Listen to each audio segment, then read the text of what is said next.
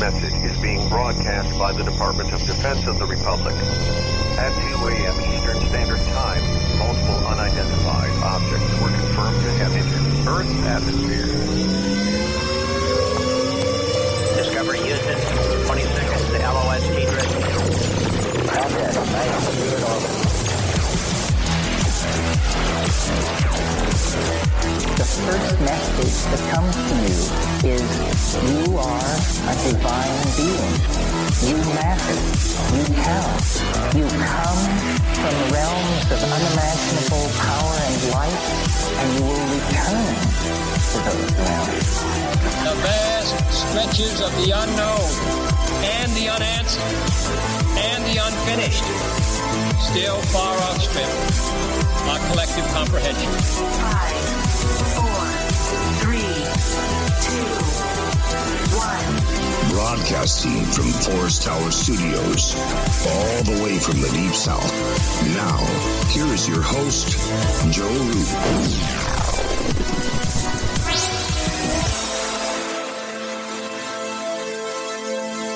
Broadcasting from a shack on a hill in the mossy creek bottoms of Cane Creek, Arkansas. I'm Joe Roop, and this is Lighting the Point. We are live once again on the Fringe FM, KTLK Digital Broadcasting. That is the Fringe.fm. I want to let everybody know, too, I don't think I talk about this enough, that we have an app, a Fringe FM app for both Android and iTunes, right? So it's on both stores. We have that app.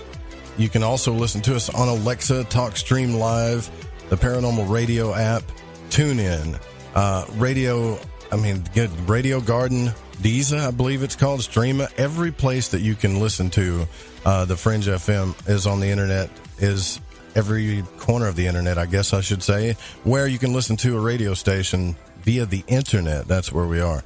Even iTunes Internet Radio. Someone asked me about that. They said, hey, how do we listen to the station on iTunes Internet Radio? Well, you have to have iTunes, then you pull up radio, and then you pull up the Internet Radio part and look for KTLK Digital Broadcasting. That's where it's at. And some of you guys are still using the old Win app and things too. I like that. So I just want to let everybody know that how to listen. You can also listen with the call to listen line, which is 701-719-3971.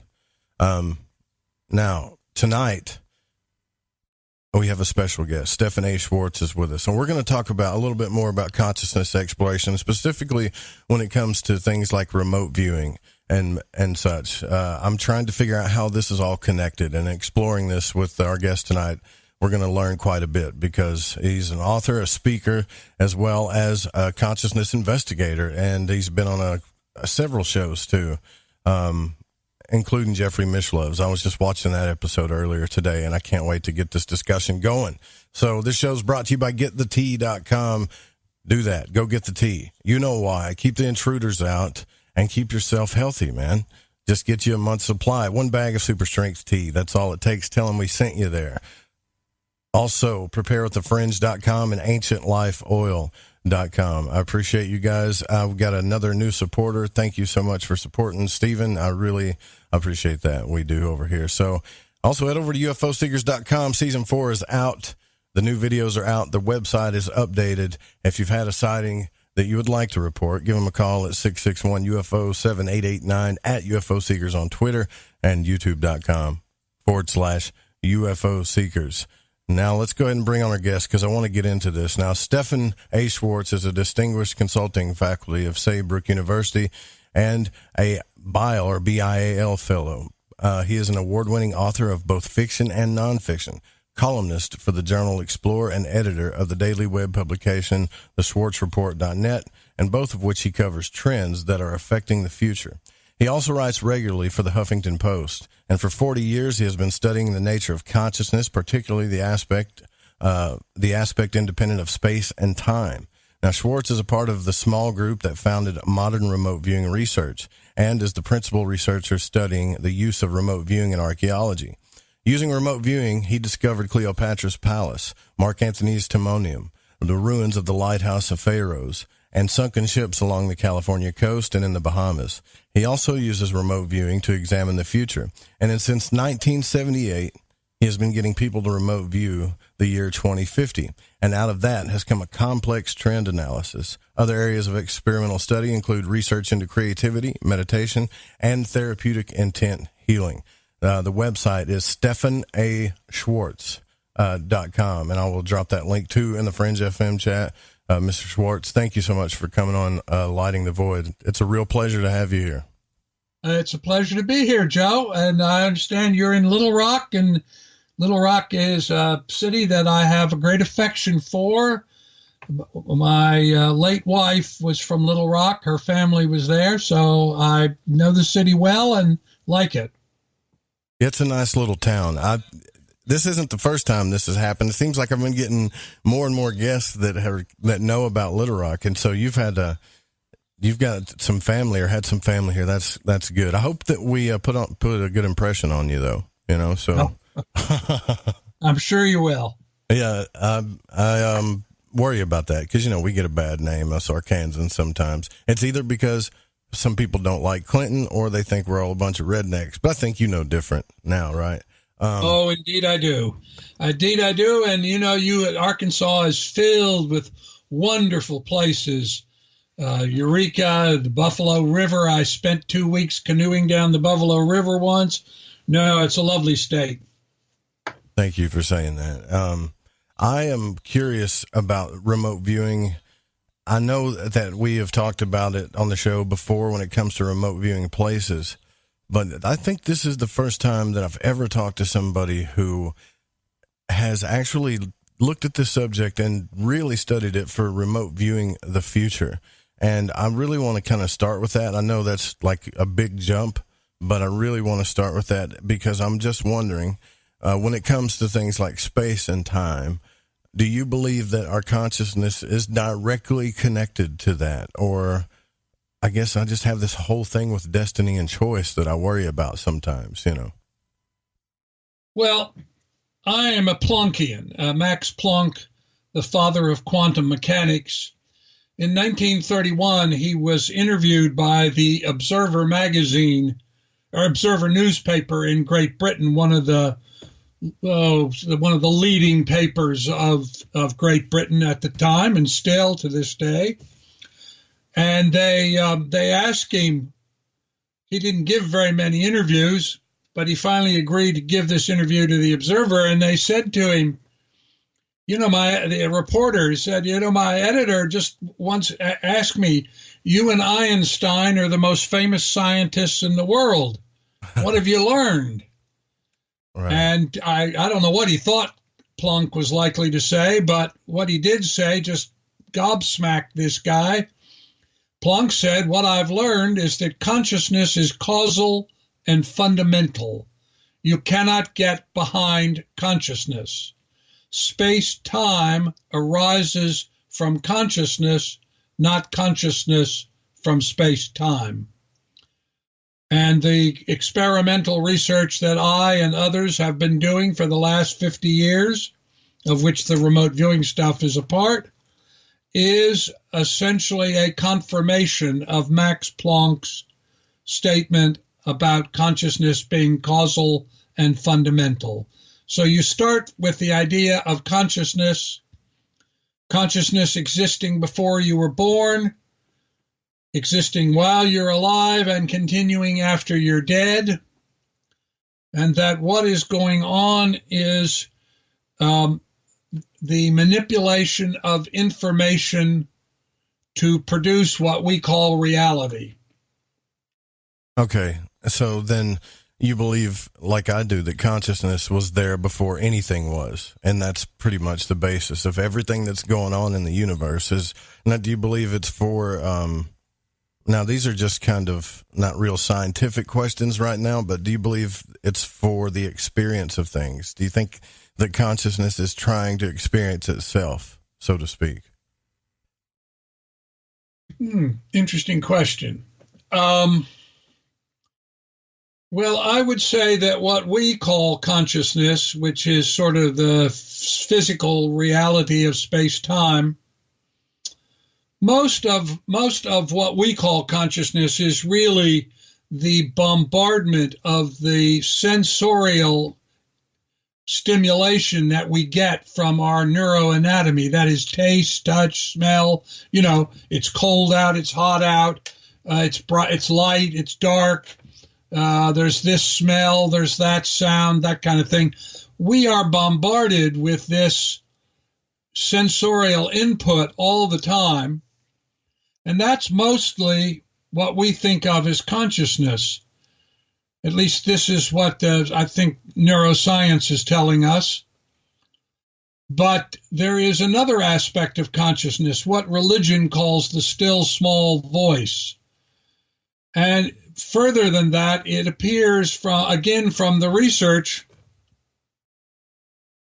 that what religion calls the soul is really this eternal aspect of self which exists independent of space-time. That is, exactly as you said, it existed before you were born, and it will continue after you're dead. You're physically dead. This aspect of consciousness is also what produces spiritual epiphanies. This is where great religious spiritual leaders derive their insight. This is where creative genius comes from. This is where some psychic telling you where the teacup is in another room. It's all the same thing. It's accessing, opening to this non-local aspect of consciousness. Okay. All right. So that's why do you believe remote viewing could really tell us a lot more than what science is doing? I think I'm just curious. Remote viewing, I mean, you know, the thing that freaks people out about remote viewing is that there are no secrets. I mean, you know, when we were back in the 70s, when we were just getting this started, and there's like 3 or 4 guys up at SRI. They're Hal Puthoff, Russ Targ, Ed May, myself down at Mobius, my laboratory, at Princeton University, Bob John, Roger Nelson, Brenda Dunn. This little group of people that created this way of doing it. I mean, I want to stress, remote viewing is a protocol. It's like learning to play a game or to play a sport. You know, it has certain rules you have to follow, but what it's about is not giving you something. It's about training you to open to this non-local aspect of consciousness. That's why meditation is taught in martial art dojos, in Tibetan monasteries, in Christian monasteries, in religious centers all over the world teach meditation. And the reason they do is that the key to opening to non-local consciousness is the ability to attain and sustain intentioned, focused awareness. Meditators routinely do much better at any kind of non-local task like remote viewing than non-meditators. And the reason is because they develop the discipline of being able to close down this sense impression input and to open to this non-local aspect of self. All right. So let me ask you this. If you said, I want to remote Joe Roop's studio there in Little Rock, remote view Joe Roop's studio there in Little Rock, are you saying that, or do I have any means of stopping you from seeing what I don't want you to see, you think? No. Okay. So and by the way, there are wonderful stories.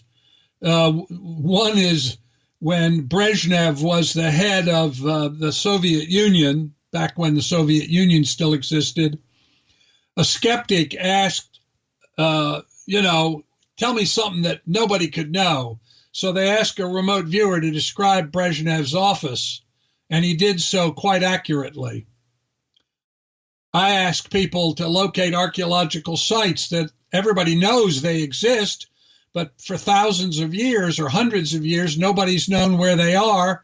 And I've watched people routinely do this, and you go to the place where they tell you to go, and the things that they tell you will be there. In fact, you can go up on YouTube and do a search on the Alexandria Project, for instance, and watch a Canadian parts manager from Nanaimo, Canada, who's been challenged by a skeptical Egyptian archaeologist to locate a buried building in an area that has already been surveyed electronically and found that there's nothing there.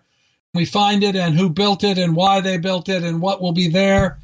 And he's 28 inches off. So with this kind of power, then, how come we don't?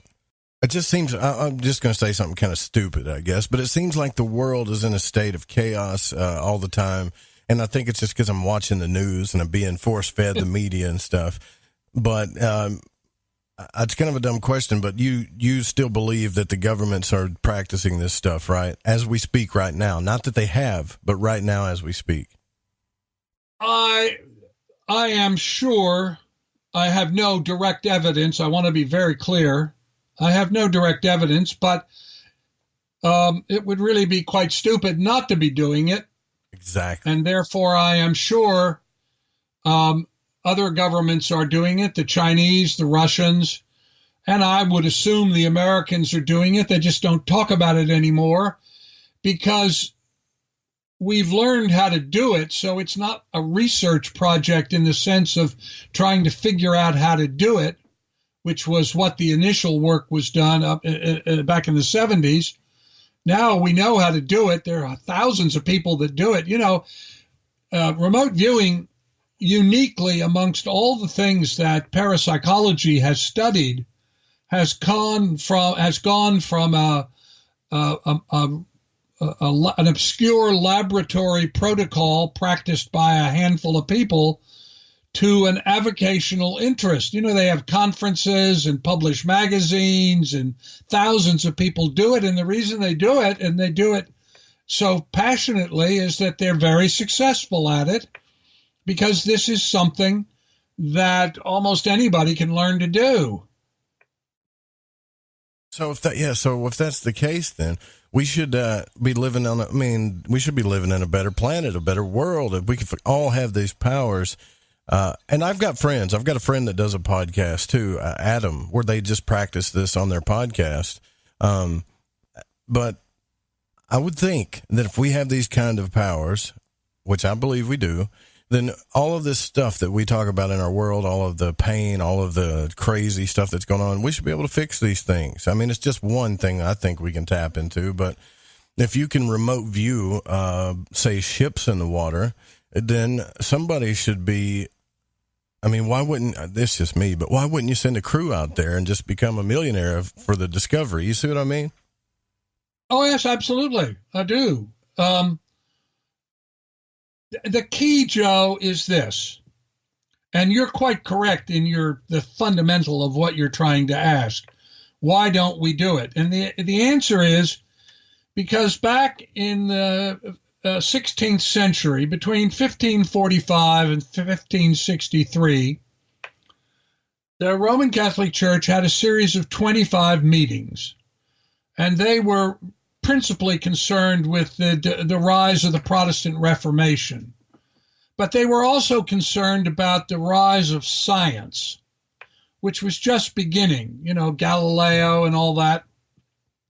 Science was just really becoming a formal study at that point.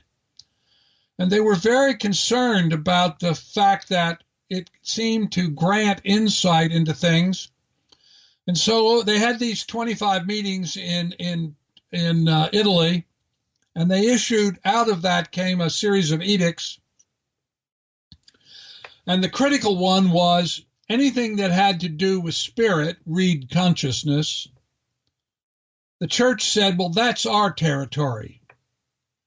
And anything that has to do with space-time or physical things, well, that's you guys in science, and you can have that. That's your world. And then they cautioned, and if you come over into our world and study things about consciousness, and we can get at you, why, we'll torture and kill you. In fact, we'll burn you alive. That's the Inquisition. And that was a really powerful force at the time. The last person killed by the Inquisition was in 1826. Hundreds of years later, it was a teacher in Spain who was garroted in public because he was teaching his students deism. So what started out as an edict by a church, because of the universal nature of Roman Catholicism at that time, became a taboo. And out of that taboo, because it embarrassed and made the scientists feel weak, this taboo arose, and then out of that, materialism arose. The idea that all consciousness is nothing more than a physical process in your body. It's physiologically based. Okay. And that taboo continued until the 19th century, when psychiatry, psychology, and anthropology and parapsychology all began. They all began within a 30-year period of each other. And science began to study consciousness to begin again to study consciousness, because the taboo, the church certainly had no power to. I mean, the Inquisition was long gone.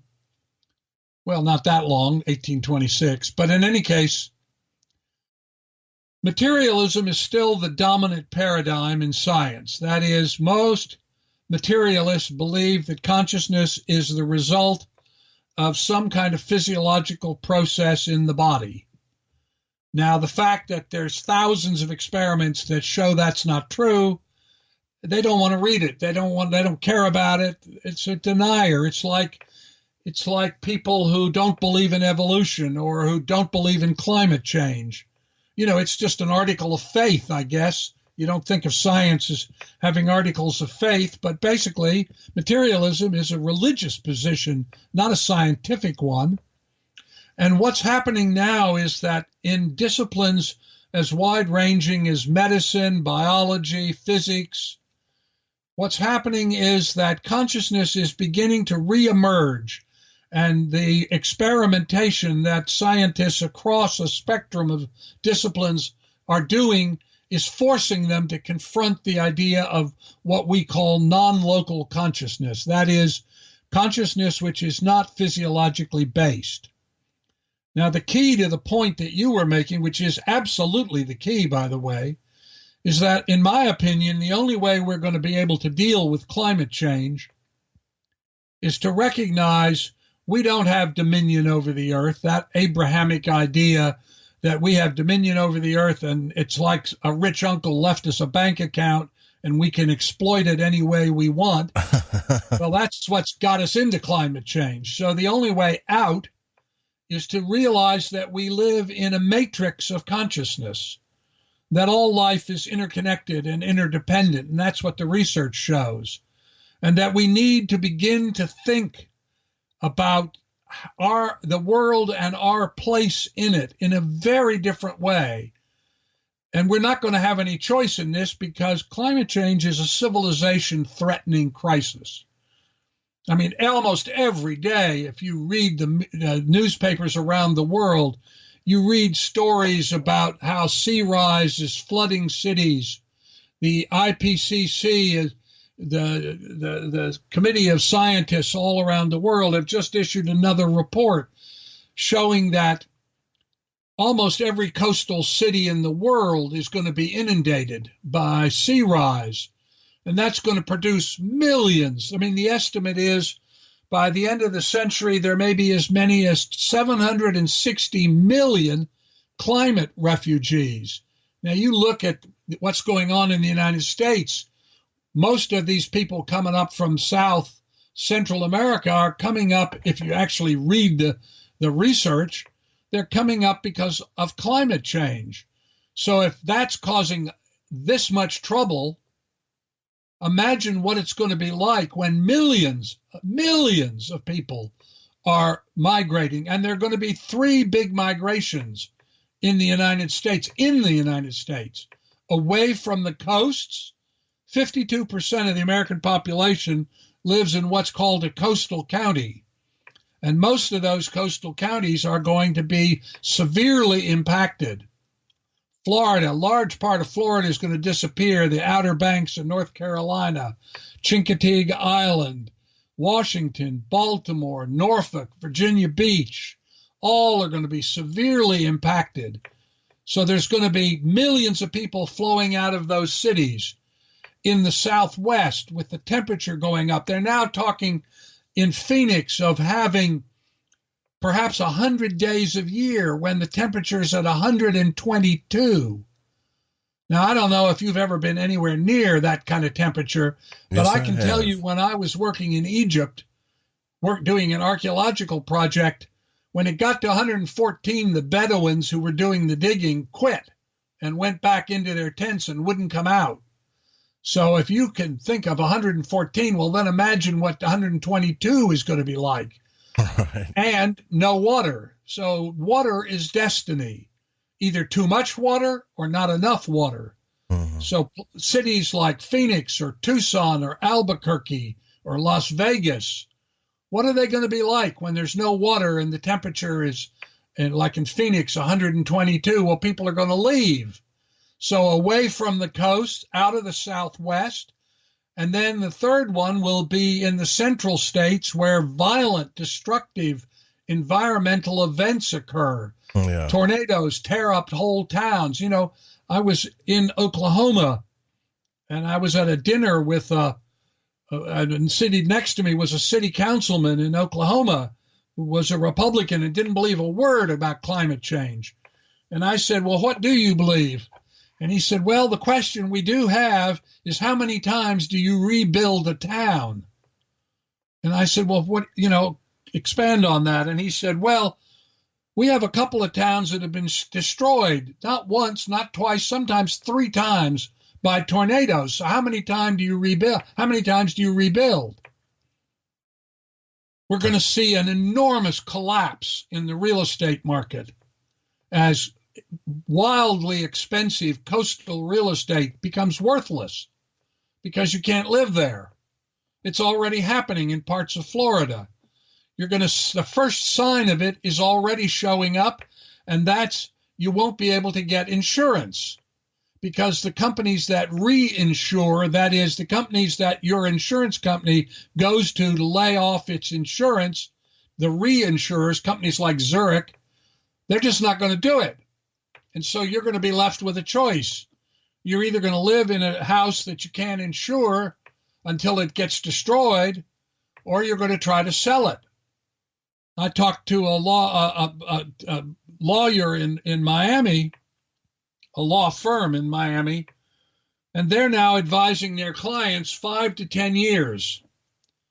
So we're going to undergo within the next 15 years massive social discombobulation with people leaving and moving to other places. And it's not only going to affect the cities where people leave, it's going to affect the cities where they go. I gave a talk at a conference, to a medical conference, and I said to the doctors who were in what they thought of as a safe area, as they told me, they said, well, we're not on the coast, so it's not going to bother us. And it looks pretty good, and it's not going to get too hot. And I said, yeah, so you're going to become very desirable.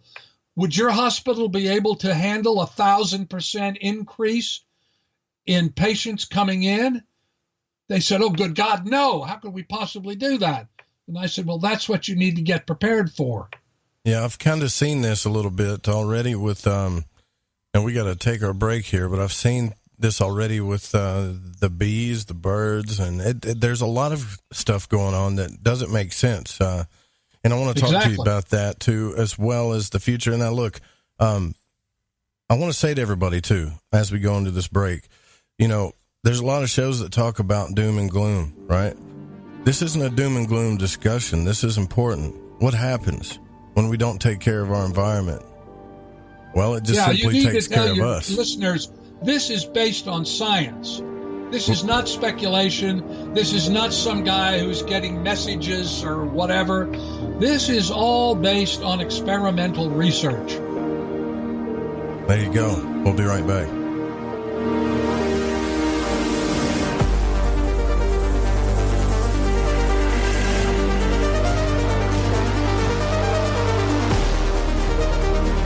listening to Lighting the Void Radio.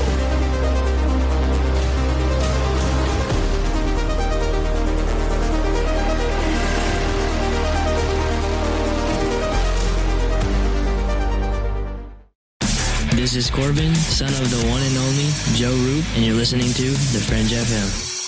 Did you know that qualified patients can access medical cannabis in all 50 states? CannaSense is a medical cannabis collective that helps patients in all 50 states gain access to cannabis medication. CannaSense does this with a streamlined process and strict compliance with the Compassionate Use Act of 1996, the Affordable Care Act, and the U.S. Constitution. It is important for each patient to understand the legalities involved, the costs, and the benefits of cannabis medication. Through truth, legalization, and education, the medical benefits of cannabis will supplant recreational perceptions, and the real vision for change will be realized. Let the people and their personal doctors take control of their medical cannabis decisions before the greed of big business takes over. The tipping point for change is today, and CannaSense is ready to lead the charge and enable legal access for all qualified patients to medical cannabis through its proven system. For more information, go to thefringe.fm/care or click the banner on the website today. I think by now we can get the information. I love magic, and on Lighting the Void, each and every week, you will get to hear shows about magic, mysticism, and many other subjects that stretch your mind and imagination. So when I got my mind on the magic and the magic on my mind, I listened to Lighting the Void on the Fringe FM. It's magic. May the gods look with favor upon you. You're wondering what we're going to do to you, aren't you? I'm getting older and noticing that my body just doesn't work as well as it used to. So I like to keep fit as possible by hitting the gym a few times a week. Recently, I started having a nagging bicep pain, and it got so bad I couldn't even lift the weights. When I was complaining about it to a friend, he told me about Angioprim. He said chelation helps remove toxins, heavy metals, and cholesterol in veins and arteries that may cause blockages. You know, after just 1 week of taking Angioprim, the pain was gone, and now I'm back in the gym full strength. Scientific research proves the active ingredient in Angioprim has superior oral chelation action that helps promote cardiovascular health. So to learn more, go to angioprim.com. That's ANGIOPRIM.com, or talk to a trained consultant. Call Angioprim toll free at 877-882-7221. You'll feel better with more energy. Call 877-882-7221 or go to the website angioprim.com. Come, walk through the mossy creek and up the hill. Never mind the flashing lights and otherworldly shadows. They stay hidden within the trees.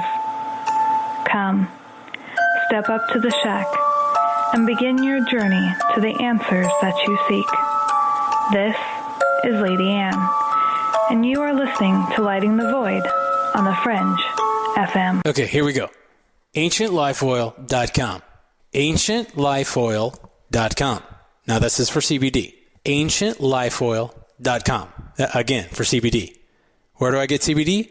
AncientLifeOil.com. It's pretty good stuff. Organic, non-GMO. We are the Ferrari of CBDs. AncientLifeOil.com. You know, they say when you mention a person's name 3 times when you first meet, that you're going to remember. So I'd say to you, nice to meet you, AncientLifeOil.com. It's AncientLifeOil.com, right? Nice to know that you help people. AncientLifeOil.com. Think about this. Occasional stress, occasional anxiety, occasional inflammation, occasional stiffness, and intruders that get you down. AncientLifeOil.com. Okay, so I'm going to give you a fact for the day. So Ancient Life Oil does not help you with business deals. Hold on a second. If you feel better, it could help you make a better decision. Okay, I'm wrong. Just remember to go to AncientLifeOil.com. All right, everyone, this is Justin from the UK. Excuse the chitty. If you're into the Fringe and you want to hear the brass tacks, me old China plate, Joe Roop and his guests on Light in the Void will open your mince pies. You need to shut your northern south and use your 10-speed gears and listen to them bubble. You could hear a Barry Crocker, no Brussels, but he ain't no holy friar. Anyway, you beat a Barnaby Rudge and take a butcher's.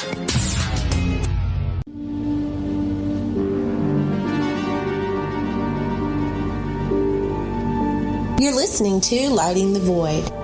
The call-in number is 1-800-588-0335. If you would like to text, you can text in at 501-777-5631.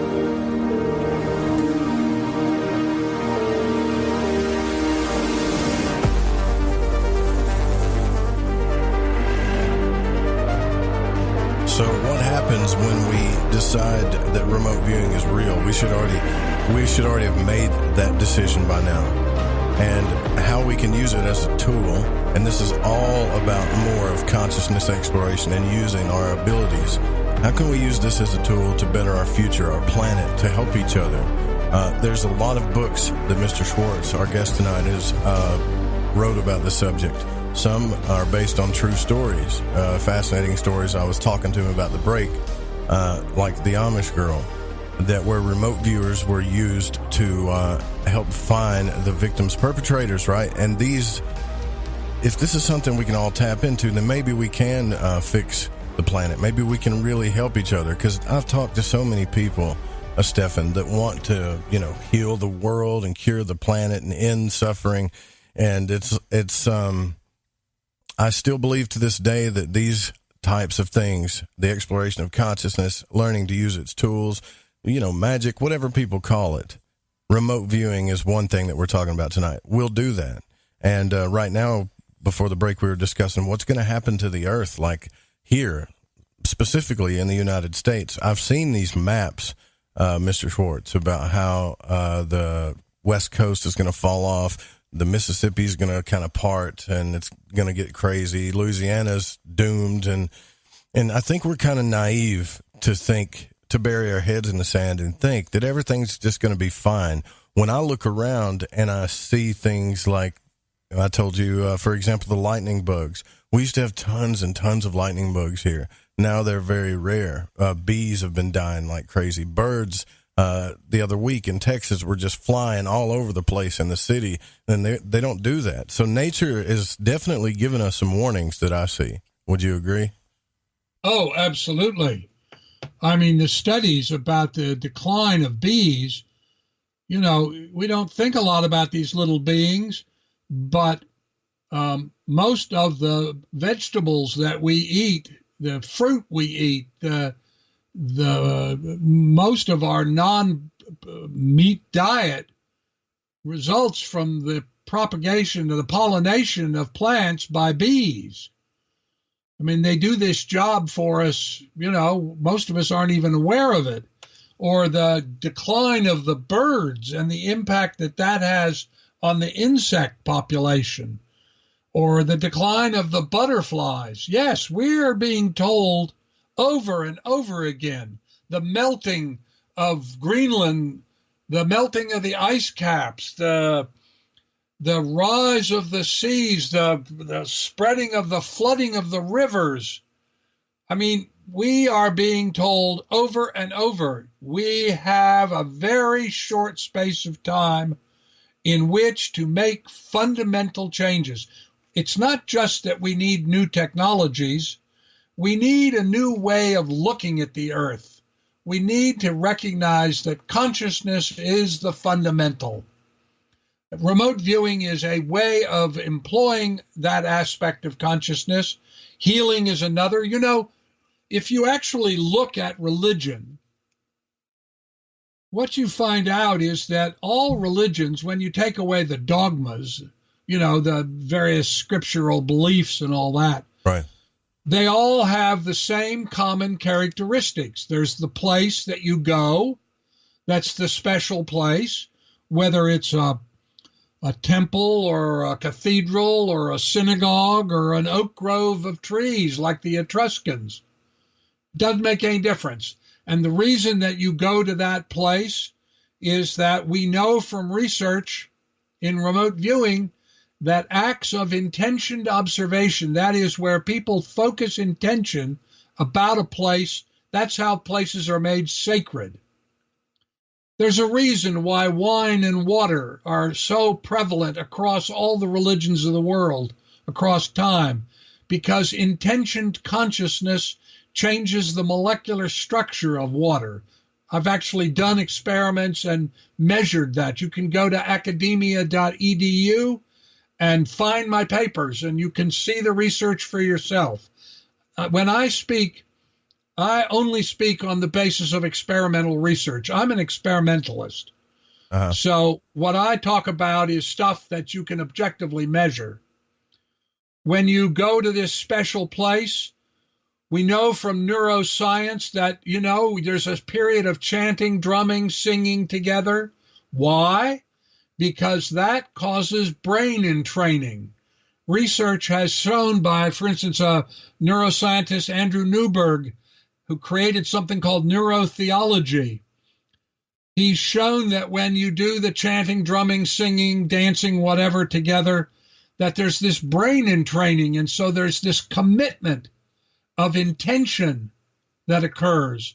And then there's a period of time where some, but not all, and not all the time, of the members of the community can have themselves a non-local experience in public, talking in tongues, prophesying, healings, which validate for the members of the community that they're on the right track.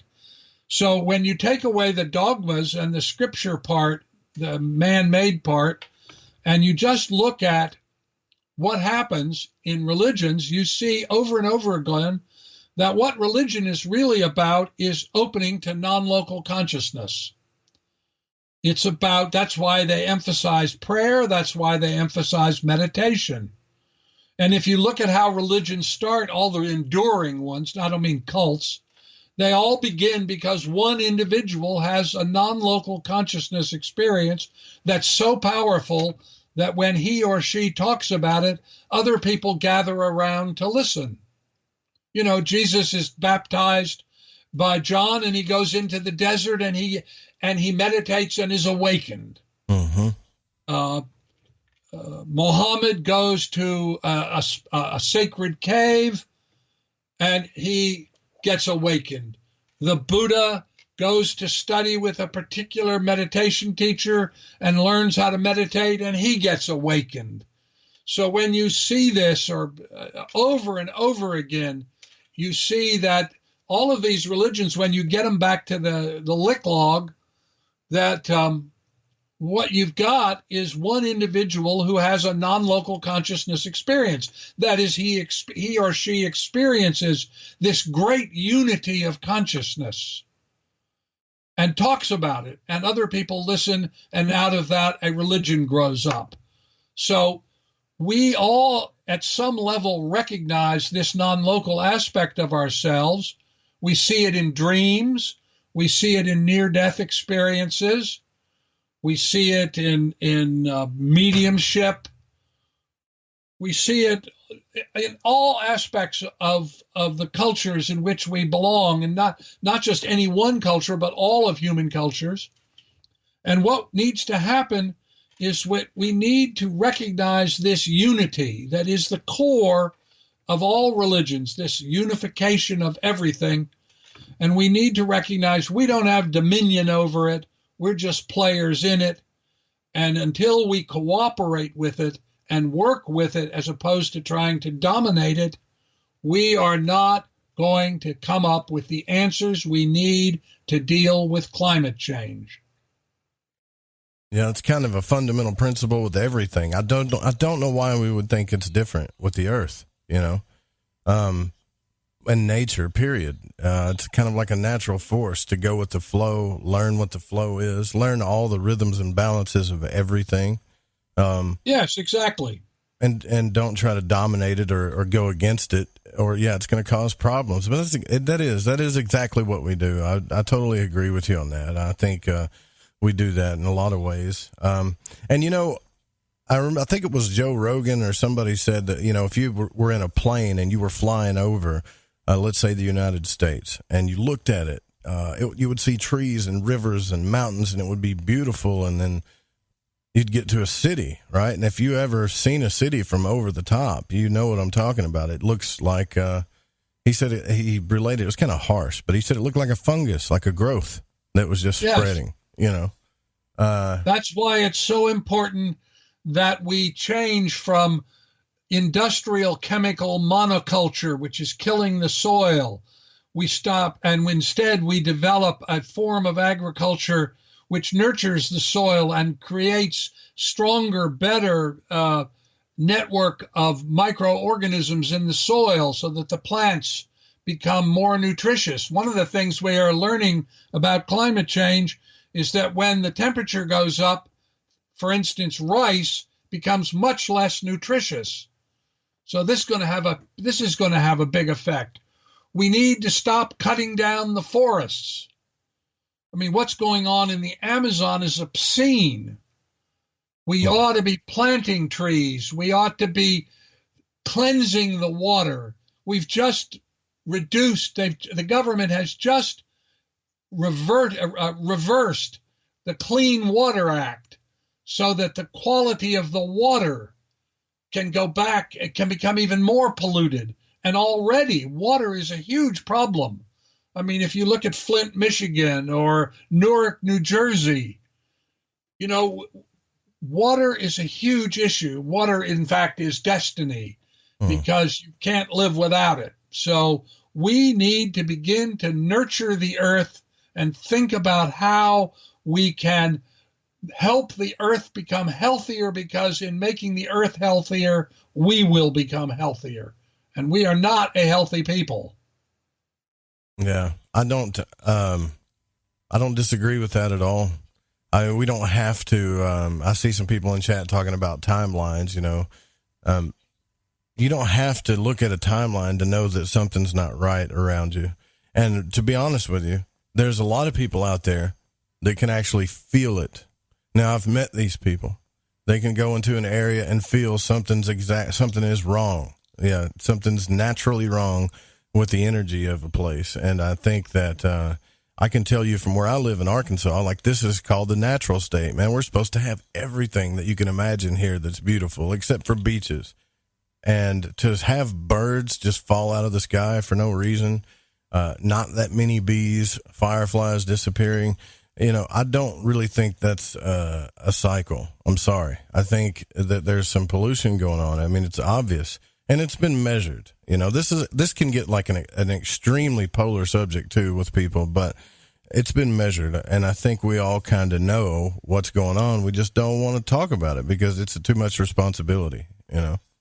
Yes, I think that's true. Yes, Arkansas is an unusually gifted state.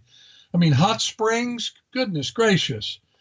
As I said, the Buffalo River, Eureka, they're beautiful towns, beautiful forests, lovely lakes. And Arkansas is going to become one of those areas where people go. Yeah, that's what I heard. We need to recognize this. I know this is a highly polarizing subject because it's not being discussed on the basis of facts. The facts are very clear. You know, there really is no debate about climate change. And just as if you actually look at the research, the actual experimental studies published in journals, it's very clear that consciousness has this non-local aspect, that there is a part of consciousness that exists independent of the body, and that you can open to it. You know, if you look at, for instance, the men and women who have been the great scientists who have changed the course of history, Einstein says he saw relativity as he was whiling away an afternoon after being sick. He was in a canoe, and he was just kind of in reverie, and all of a sudden this insight came to him, general relativity. Nikola Tesla says he's walking across the Central Park in New York, and he sees in a vision the electric motor. And he goes back to his lab, and he tells his engineers, makes them a little drawing, and he says, build this, not prototype it, just build it. And they build it just as he draws it, and they plug it in, and it works, and that's the electric motor. If you look at Poincaré, one of the great French mathematicians, He's walking across the street and he has a vision about his mathematics. You look at Frank Lloyd Wright, the architect, and the buildings he designed, and the people who were with him say he would wait until the last minute and then he would come in and in just a few minutes sketch out the house that he'd seen in a kind of reverie vision, like a daydream. He'd see these houses and he'd come in and make all the drawings. And in just a few minutes, Falling Waters, for instance, is one of the famous ones. Or you look at Michael Crichton, who was one of my remote viewers at Mobius. I asked him where he got the idea for Andromeda strain, and he said, well, I had a dream, and then I was sitting in meditation, and I just sort of had this idea, and it just came in. I started to write it. Robert Louis Stevenson says, I would have dreams, what he called the gremlins of the mind, and they would tell him the stories, and that's where Robinson Crusoe and his other books came from. Jonas Salk told me one time we were walking across the campus of the Salk Institute down in Southern California. I said, where did you get the idea for the polio vaccine? And he said, I got it in a dream. Yeah. So you look at this over and over. You look at these people who do these creative things which change the whole structure of civilization. And you ask them, where did they get this idea? Where did this insight come from? And they will tell you they had a non-local consciousness experience. So what are some of the things that, like if you could give us one practice, maybe, what are some of the things that we can do to try to better enhance our abilities for this? Maybe one good thing. The most important thing you can do is to develop the daily practice of meditation. Now, I want to separate meditation from religion. Most people think of meditation, if they think of it at all, largely, particularly in the United States, as some sort of Eastern Asian thing or something religious or it's satanic or, I don't know what.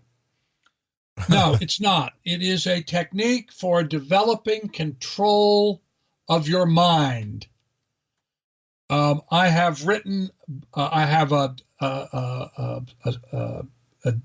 CD program or a digital program you can download called Meditation for Modern Minds that will give you a technique that I developed, but the technique is much less important than developing the discipline, however you develop it. So there is no one way it must be done.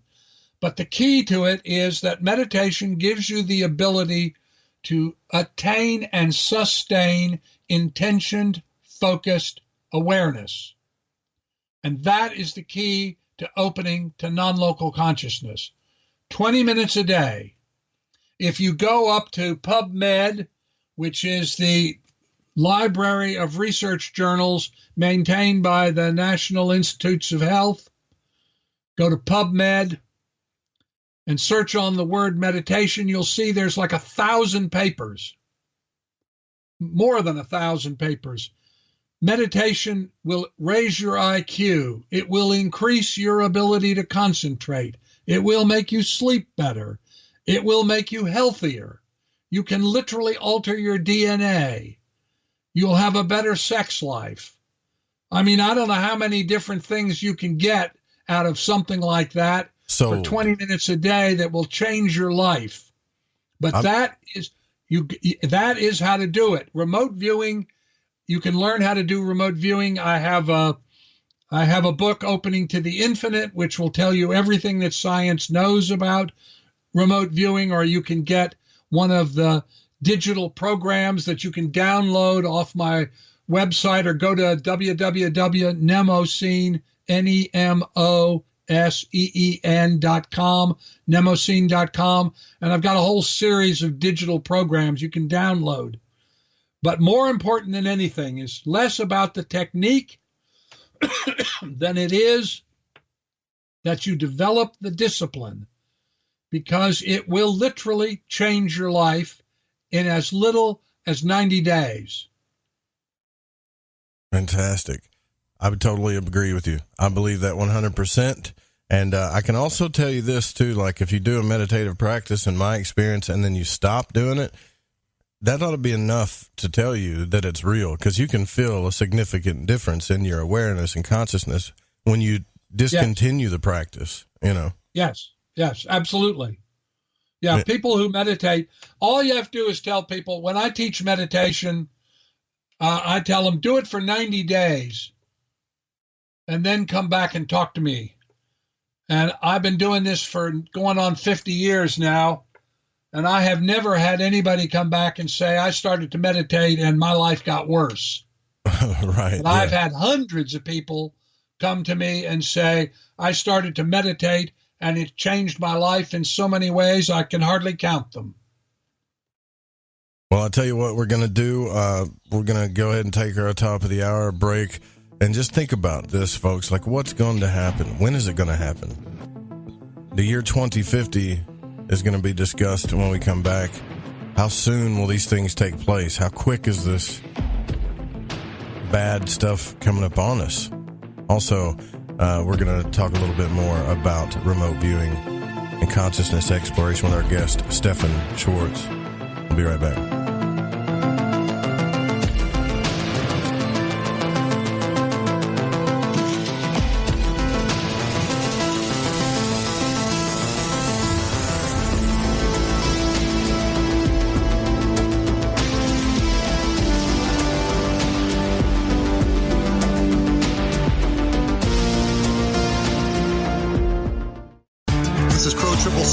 And you are listening to The Fringe FM.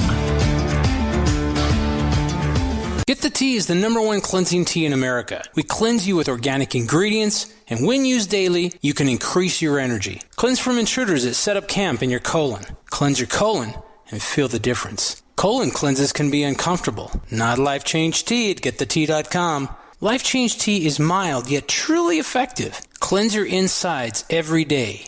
Easy to make, easy to use, and feel the results. Are you sold? Okay, then here's how to order. Log on to GetTheTea.com. That's GetTheTea.com. Look for our specials on the front page. Get the Tea also carries top-rated supplements for those who care about their health naturally.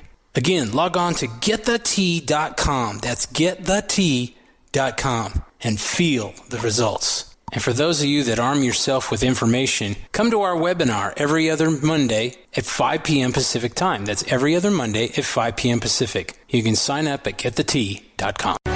Hello, lovers of the night and the Fringe FM. It's Mystic Mary DeCina here. And I'm Joe Roop, host of Lighting the Void. If you haven't heard our Cosmic Conditions show every new moon, it's grown wildly popular, just as I thought it would. I want to take a moment to tell all of you that I'll be here live on the Fringe FM, 9 p.m. Pacific and the midnight hour Eastern, to give each of you an in-depth look at yourself through the stars and Mother Earth. Psychic skeptic or faithful believer, you're in for a fun, insightful, and no-frills broadcast. You're going to experience a raw and real reading with true expertise alongside a 35-year seer. So make sure you're on time Friday, September 27th, 9 p.m. Pacific and midnight Eastern. Savvy?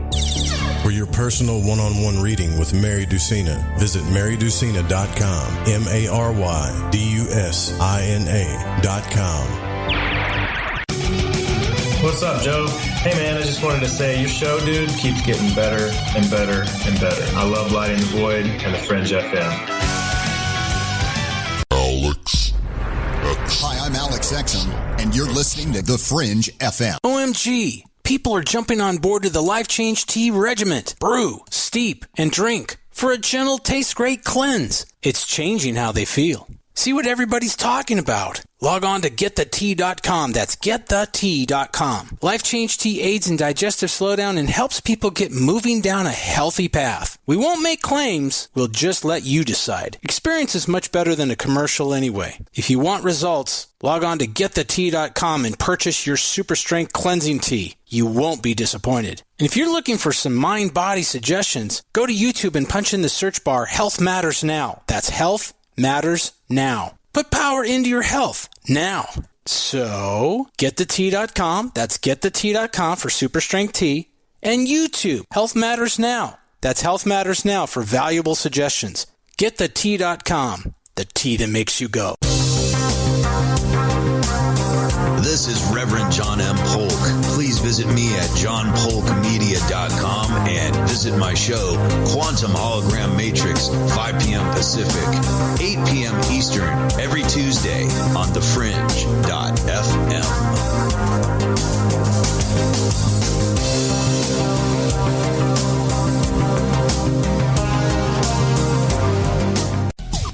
Hey, Fringe FM listeners, did you know that when you're on the road with limited data or no Wi-Fi available, you can still listen to every minute of the Fringe FM by calling 701-719-3971. No smartphone app or internet needed.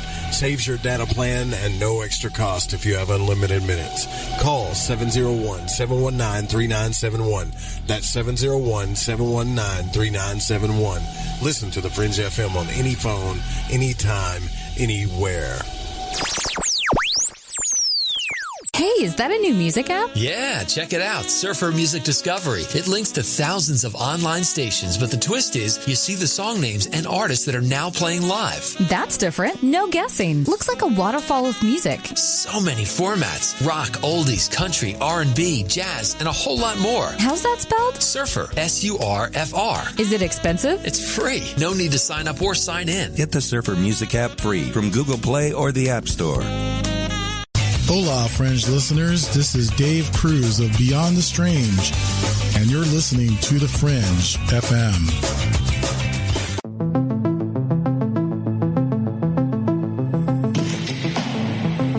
To call Joe, pick up the phone, dial 1-800-588-0335, toll free from the United States or Canada.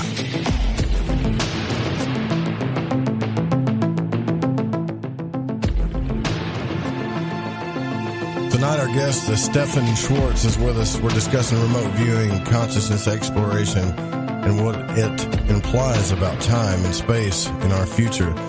Don't forget, tomorrow night is our psychic call-in show with Mary Justina, so you might want to get ready for that one. And we will be at the Little Rock Paranormal Expo next weekend.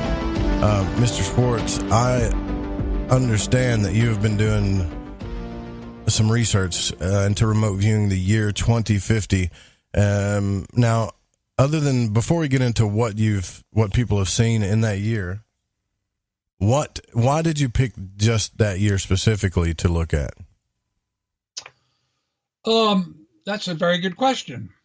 Actually, nobody's ever asked me that question, but that was exactly the question that I asked. The reason I didn't, if you go too far out into the future, you can't understand what people are talking about. I mean, if this were in the 18th century, and I told you that in the 20th century, you could have a little box that sat on a table, and you could watch people dancing thousands of miles away, or watch a play, and it was all on this little box that was on your table. I mean, what sense would you make of that?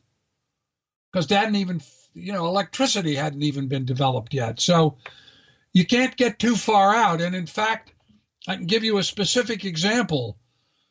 Jules Verne, who wrote a very famous novel, 20,000 Leagues Under the Sea, we all know that. It was made into a movie a couple of times. He then wrote a book about Paris in the 1960s. And in this book he wrote about Paris in the 1960s, he said, well, they don't have there are no horses anymore. All the vehicles are internal combustion machines. And the business economics is all controlled by corporations. And women work in corporations. And business notes are transmitted by facsimile machines. Mm-hmm. And the city is dominated by a huge metal tower. So he wrote this book about Paris in the 60s. Wow. And gave it to his editor. This is in the Eiffel Tower didn't exist. So this is back in the about the 4th, 5th decade of the 19th century. And he gave it to his editor, and his editor wrote back and said, Jules, I'm not only your editor, I'm your friend, and this book is just too weird. I don't think we ought to publish it. It'll just make you look like a fool. So why don't you just put it away and forget about it and try something else? And that's what he did. And then back in the 1960s, 70s, one of his heirs inherited a farm that had been his, and he went out to see this farm, and underneath a table was this little safe. And he said to the tenant farmer who managed the property, "What's in the safe?" And the tenant farmer said, "Well, I don't have any idea. It's been there all my life and all my father's life, and we don't know how to open it." So the guy had a locksmith come out and open it up, and he found the manuscript. That's how I know this story. And he found the correspondence that Verne had published, had exchanged with his publisher.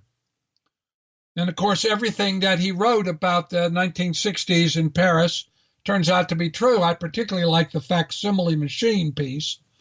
But so if you get too far out ahead, nobody understands it. So the reason I got into this altogether was that I was part of the MIT Secretary of Defense discussion group on innovation technology in the future. And I was a special assistant to the Chief of Naval Operations and spent a lot of time thinking about, what was the future of the military. I mean, one of the things that we did was transform the military from an elitist conscription organization, the military of Vietnam, into the all-volunteer meritocracy that we have today, which said that it doesn't matter what race you are, or religion, or gender, we're going to promote on merit. That's the military we have today. And so I was spending a lot of time, and I also spent a lot of time doing geopolitical studies, because, again, the military plans in the future for what's going to happen. And I was convinced we were going to have a nuclear war. I mean, people don't remember this now, but if you get back to in the 1970s, movies like Day After Tomorrow or On the Beach, I mean, it was very powerful, not only within the privileged group of the military who had access to classified information or in the White House, but in the general population, there was this enormous fear that we were going to have a nuclear war. And in fact, were it not for one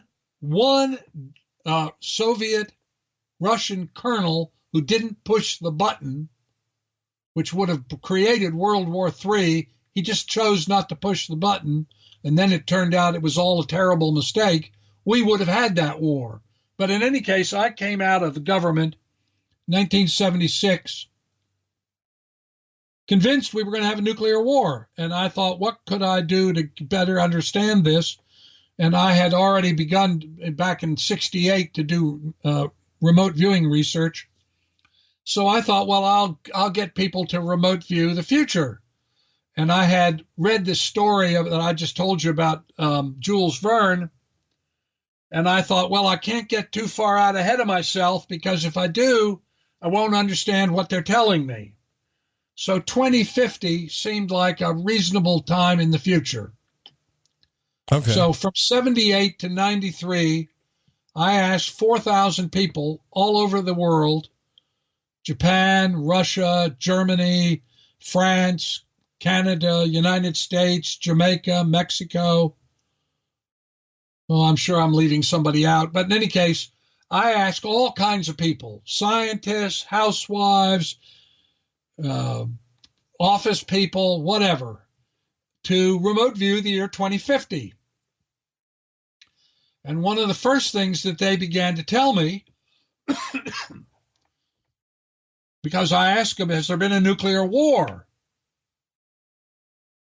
And they said no, which made me very happy, obviously. Right. Yeah. And I said, oh, well, then the world must be much safer. And they said, no, the world is much more dangerous. And I said, well, why? I couldn't imagine if the Soviet Union and the United States didn't have a nuclear war, then why would the world get more dangerous? And they said, well, first of all, the Soviet Union's going to disappear. And I just thought that was crazy. I mean, in those days, if you were part of the geopolitical community and you were doing, or in the military strategic planning groups, you know, the Soviet Union was this huge monolith and this superpower with all this military and nuclear bombs and all that. So the idea that they were going to disappear just seemed like nonsense to me. But they all kept saying it. No, the Soviet Union disappears. And I said, well, then what makes everything more dangerous? And they said, well, terrorism. I said, terrorism, because if you go back to 1976, the only real terrorism that was a big issue was the IRA in Ireland and their fight between the Protestants and the Catholics and between the Irish and Great Britain. So terrorism? They said, oh, yes, terrorism is going to become a huge problem. And I said, well, let's look at some other issues. And what about health? And they said, well, antibiotic medicine is going to disappear because it collapses. Of course, that's happening now. Right. And, of course, the Soviet Union disappeared in 1991. I couldn't have believed it. And I said, well, you know, what else? And they said, well, there's going to be a series of epidemics. I said, really? What do you mean, like epidemics? You mean like the Black Plague or something? They said, well, not quite like that, but yeah. And the first one will be a blood disease that crosses over from primates to humans in Africa and spreads around the world and kills millions of people. So that's the AIDS virus. 78, 79, yeah. And so I had a friend who was the deputy director of National Institutes of Health, and I went to him and said, you know anything about a blood disease that crosses over from primates in Africa and that's going to spread all over the world and kill millions of people? And he said, Stephen, whatever it is you're smoking, it's the wrong stuff. I don't know what you're talking about. We don't know anything about anything like that. 1981, of course, AIDS emerges and goes on to kill 35 million people. Yeah. Wow. They said to me, that's not the problem. I said, well, what's the problem?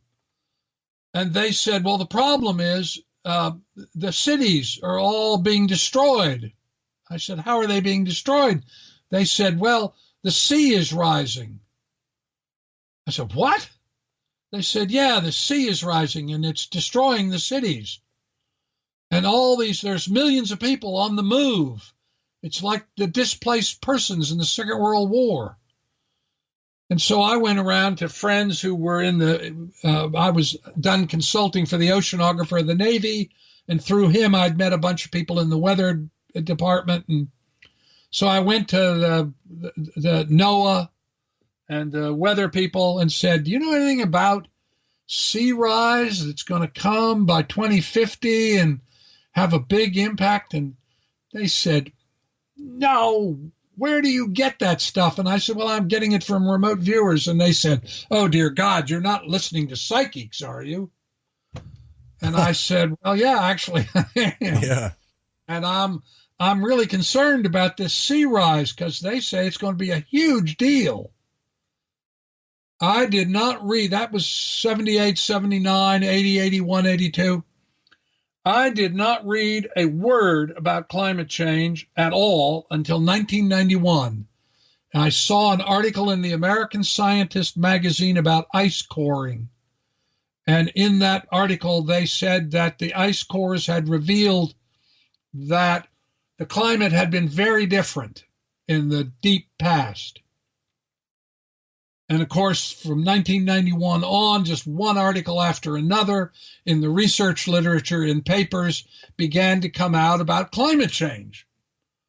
And so everything that they had told me was correct. Now, I want to stress, Joe, this is not about each individual remote viewer. The way I do it, I have what I call the Mobius, that was the name of my lab, the Mobius consensus protocol.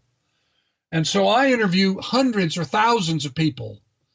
And I do exactly, in your studio right now in Little Rock, if you heard an explosion and you ran out into the street, what would you do? There were a bunch of people standing there looking at something. Well, you'd go up to each one and say, well, what'd you see? Now, not everything everybody saw would be correct, and women tend to see different things than men do. Women tend to get the color of the car right. Men tend to get the brand of the car, that kind of thing. So, but if you interviewed 20 or 30 people that were outstanding on the street, you'd be able to reconstruct what happened. Well, I do that's also what the intelligence world does. They get lots of human informants, and they get lots of electronic remote data, and they put it all together, and they look for the consensus and the low a priori, the things that seem very odd that you'd never figure out or guess. Well, I do the same thing, only I use non-local consciousness. That's how I find the archaeological sites. That's how I solve the murders. Same thing. I talk to a bunch of people, typically in a formal experiment, somewhere between 7 and 12, and I get them to answer the same questions. And what I'm looking for is the patterns that they talk about. So what I'm telling you about the 2050 viewers is the consensus of these 4,000 people. Not everybody saw everything. Not everybody agreed. But the consensus of that group, of that rather large group of people, was that these things would come to pass. And everything that they told me that was strongly consensual has, in fact, either come to pass or is in the process of coming to pass. I mean, the cities haven't been destroyed, but, I mean, you can pick up any daily newspaper or just go to Google News and do a search on sea rise. You'll be astonished what comes up. Not speculation, but how cities are having to cope with this, what they're doing. Yeah, go to Google News, do a search on climate change, or do a search on sea rise, 2 words, and see what comes up. You'll see exactly what I'm talking about. So I took that very seriously. I mean, as these things started happening one by one, 91, the disappearance of the Soviet Union, 81, the rise of AIDS, the mid-90s, the discussion about the superbugs and the collapse of antibiotic medicine, all of that kind of stuff, all of that has come to pass or is in the process. So I take the remote viewing very seriously. Yeah, I wouldn't blame you. I mean, after all the predictions like that, who wouldn't? And I don't know why we shouldn't. We definitely should. There's so many of us now that know that it's real. You talk about in the communities, right? So I think it's important to discuss just how powerful one person can be. I think a lot of times we feel, because earlier I'd mentioned about, so many people trying to heal the world. It feels like it's a great big world out there that you can do nothing about, right? But that's really not the case. Most people feel completely unempowered. And so, in your mind, what do you think that we should be doing now to cause this, like, let's just say a community or a small group? I think it would be better to do it that way, wouldn't you? Yes. In fact, I'll tell you my favorite story, and then I'll tell you exactly what your listeners can do to change the world, because it's quite simple. Doesn't take any money, doesn't take any official position. You can change the world. All right, here's my favorite story about this. In the 19th century, a man named Henry David Thoreau, which some of your listeners may remember from school, wrote a little book called Civil Disobedience while he was up in northeastern United States, sitting next to a little pond, Walden Pond. And I've been there, and it is a little pond. Anyway, he wrote this book, Civil Disobedience. Now we go forward almost 100 years. And Mahatma Gandhi is a young barrister in South Africa. And he dresses like an Englishman. He acts like an Englishman. But when he goes to buy a ticket at the railroad station, he wants to buy a first-class ticket because he's feeling pretty good. He's a young barrister who's getting cases, and so he can afford to buy a first-class ticket, and they won't sell it to him because he's an Indian. And in those days, in South Africa, he was considered a colored, which was either a mixed-race person or, a non-Caucasian. And an Indian made him a colored, according to South Africa. And so they made him ride in the third-class coach, and it really made him unhappy. And he put up a big fuss, and they put him in jail. And while he was in jail, somehow, I don't know how, I don't think it's recorded, he got a hold of Henry David Thoreau's little book. It's not really a book, it's more like a monograph. And it's still in print. You can get it off Amazon. And as he read this book, he realized that this was he had a non-local experience. He had this insight. And he said he understood that that would be the way that India could get independence from Great Britain. So he went back to South Africa, and he started his movement based on the principles that were in Henry David Thoreau's little book. And he, instead of starting with the top, he started with the bottom. And he got all these peasants to line up, to listen to what he was saying. And it culminated in what came to be known as the Salt Riot. And I talked to people who were there. And what he did was train them. He said, a man that I know is gone now, Ishwar Sharma, said he trained us like we were in an army camp to be nonviolent. And on the day of they did this long walk, which the media covered very extensively, these thousands of these peasants. People had no power at all. And they marched up to this place where they made salt. And in those days, Great Britain, they taxed you if you made salt. There was a tax on it.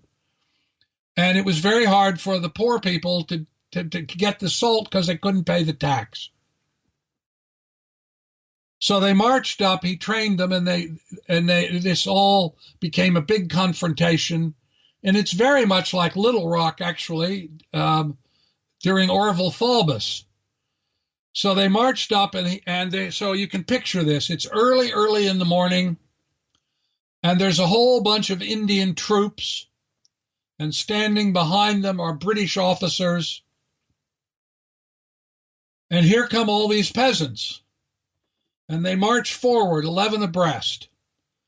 And the Indian troops club them to the ground. They have like axe handles. And they club them to the ground. And the women run forward. They're the EMTs. And they drag them back and dress their wounds and their bleeding heads. And then another 11 walk forward. They don't say a thing. And they get clubbed to the ground. And this goes on all morning. And then all of a sudden something changes. The people who were there say that they could feel it. There was a shift in the consciousness.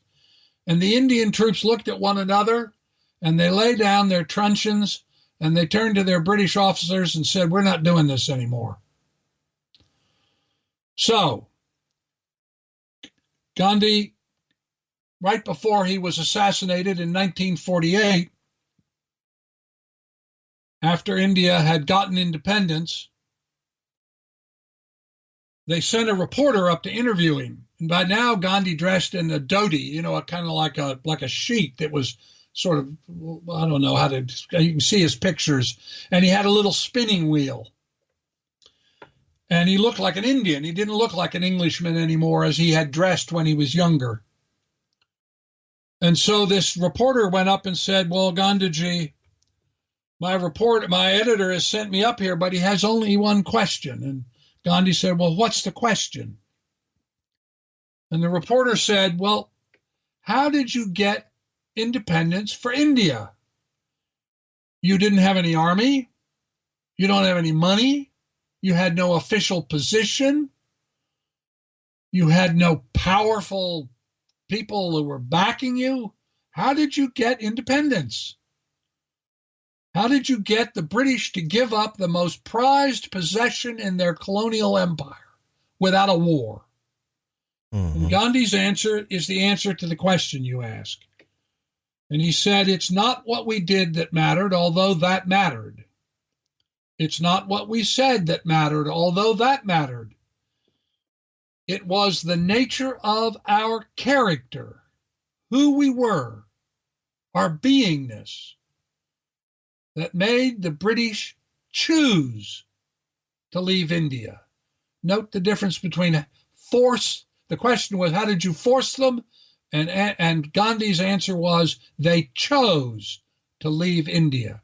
Okay, now we come forward another 30 years, and an obscure black preacher in Birmingham, Martin Luther King, reads about Gandhi. He's trying to figure out how he's going to get the civil rights movement to get started, and because it had not been doing well. And in those days, if you remember, there were a lot of lynchings and killings.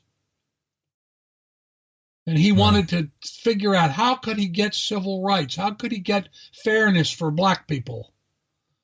And he read Gandhi's book and Gandhi's reference to Henry David Thoreau's book. And that's what was the basis for his planning and structuring of the civil rights movement. And so at the end of the day, in 1964, 65, when Lyndon Johnson signs the Voting Rights Act, and what we've got is one man in each country, beginning with an obscure, eccentric, mostly disregarded transcendentalist philosopher, Henry David Thoreau, who writes this little book, which changes the course of Indian history and American history. And those three men changed the course of the history and direction of three of the most powerful countries in the world. And they did it without armies, without wars, without money, without official position. And so how can your readers do that? Here's the answer. Every day, you make hundreds of decisions. You go to the store, you buy a particular kind of cereal or a particular kind of toothpaste or a particular kind of toilet paper or whatever. You go to a gas station, you pick a particular gas station. Every day you make hundreds of choices like that, little tiny quotidian choices. Quotidian means daily, mundane, ordinary. And you make hundreds of these little choices every day. If you will commit that every choice you make, from the moment you hear me say this, that you will only choose of the options that are available to you, that option which is the most compassionate, life-affirming, and fostering of well-being. Now, all the choices, you may not have any good choices. Maybe they're all kind of bad, but there's one of them that's less bad than the others. You always pick the choice in every time you make a decision. You pick the one that is the most compassionate, life-affirming, and fostering of well-being. And you tell 10 of your friends that you're doing this as a discipline. You've taken it on as a discipline. And you invite them that they'll do it. And tell their friends. And then cause and effect kind of does the ripple effect. Exactly. Joe, if the people that are listening to you and I talk at this moment will make this commitment, They will change the outcome of the election in 2020. Forget about politics. Forget about partisanship. Only focus compassionate, life-affirming, fostering of well-being. If every choice you make, whether it's a purchase or a vote or anything else, is not motivated by politics, but instead is motivated by compassion, life-affirming, and fostering of well-being, the people that are listening to this show tonight will change the course of American history. Well, there you have it, folks. That's very well said. Thank you for sharing that story. We're going to take our break here. If you got any questions, you can call in at 1-800-588-0335, or you just want to add to the conversation. We'll be right back with Stephan Schwartz.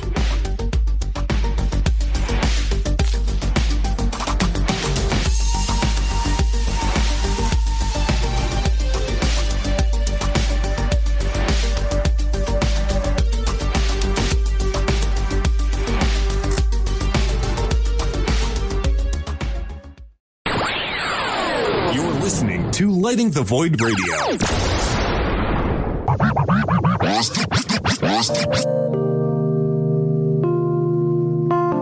This is Elle. I listen to Lighting the Void because it's interactive radio with good content, interesting guests, and a humble host, sharing his journey through the esoteric. Hey, Joe Roop. Thanks for having us along for the ride. Thank you so much for a delightful evening. Well, I got a lot of ground to cover.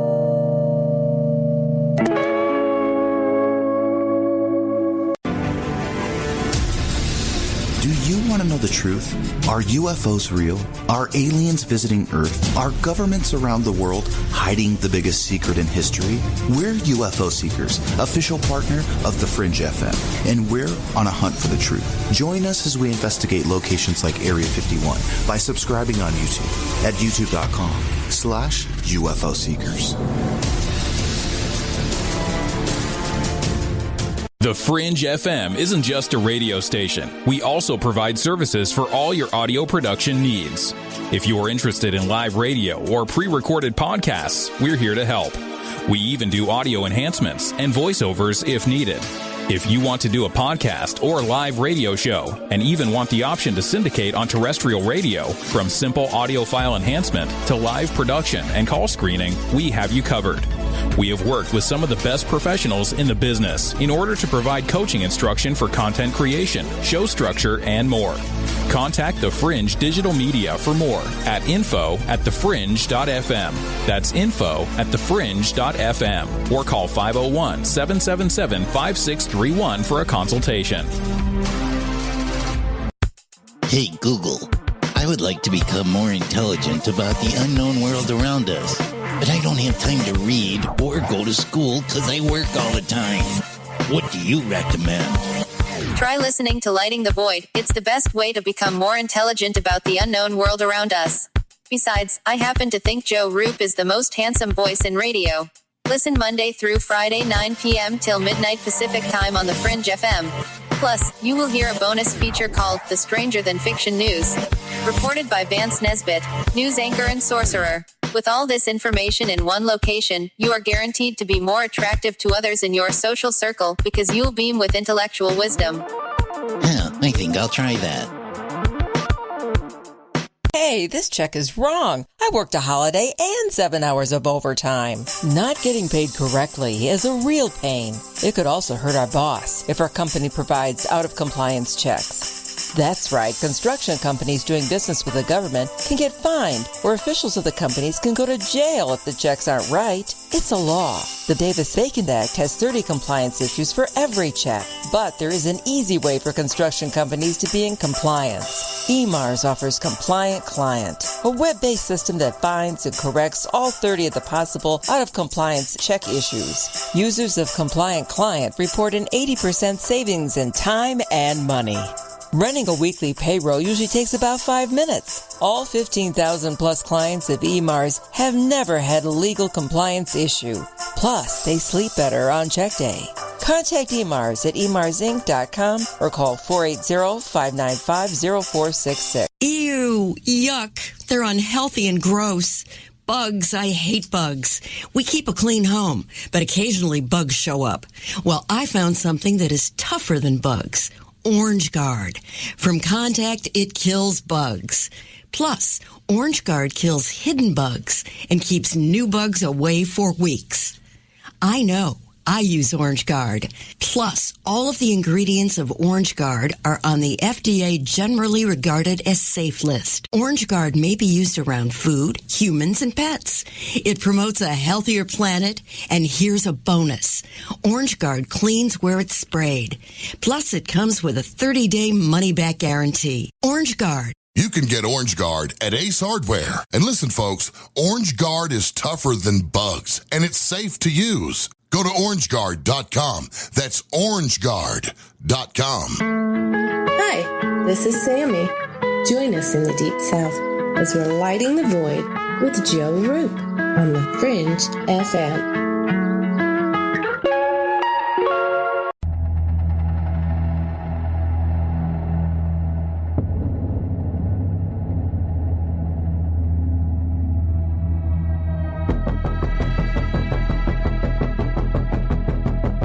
You're listening to Lighting the Void Radio.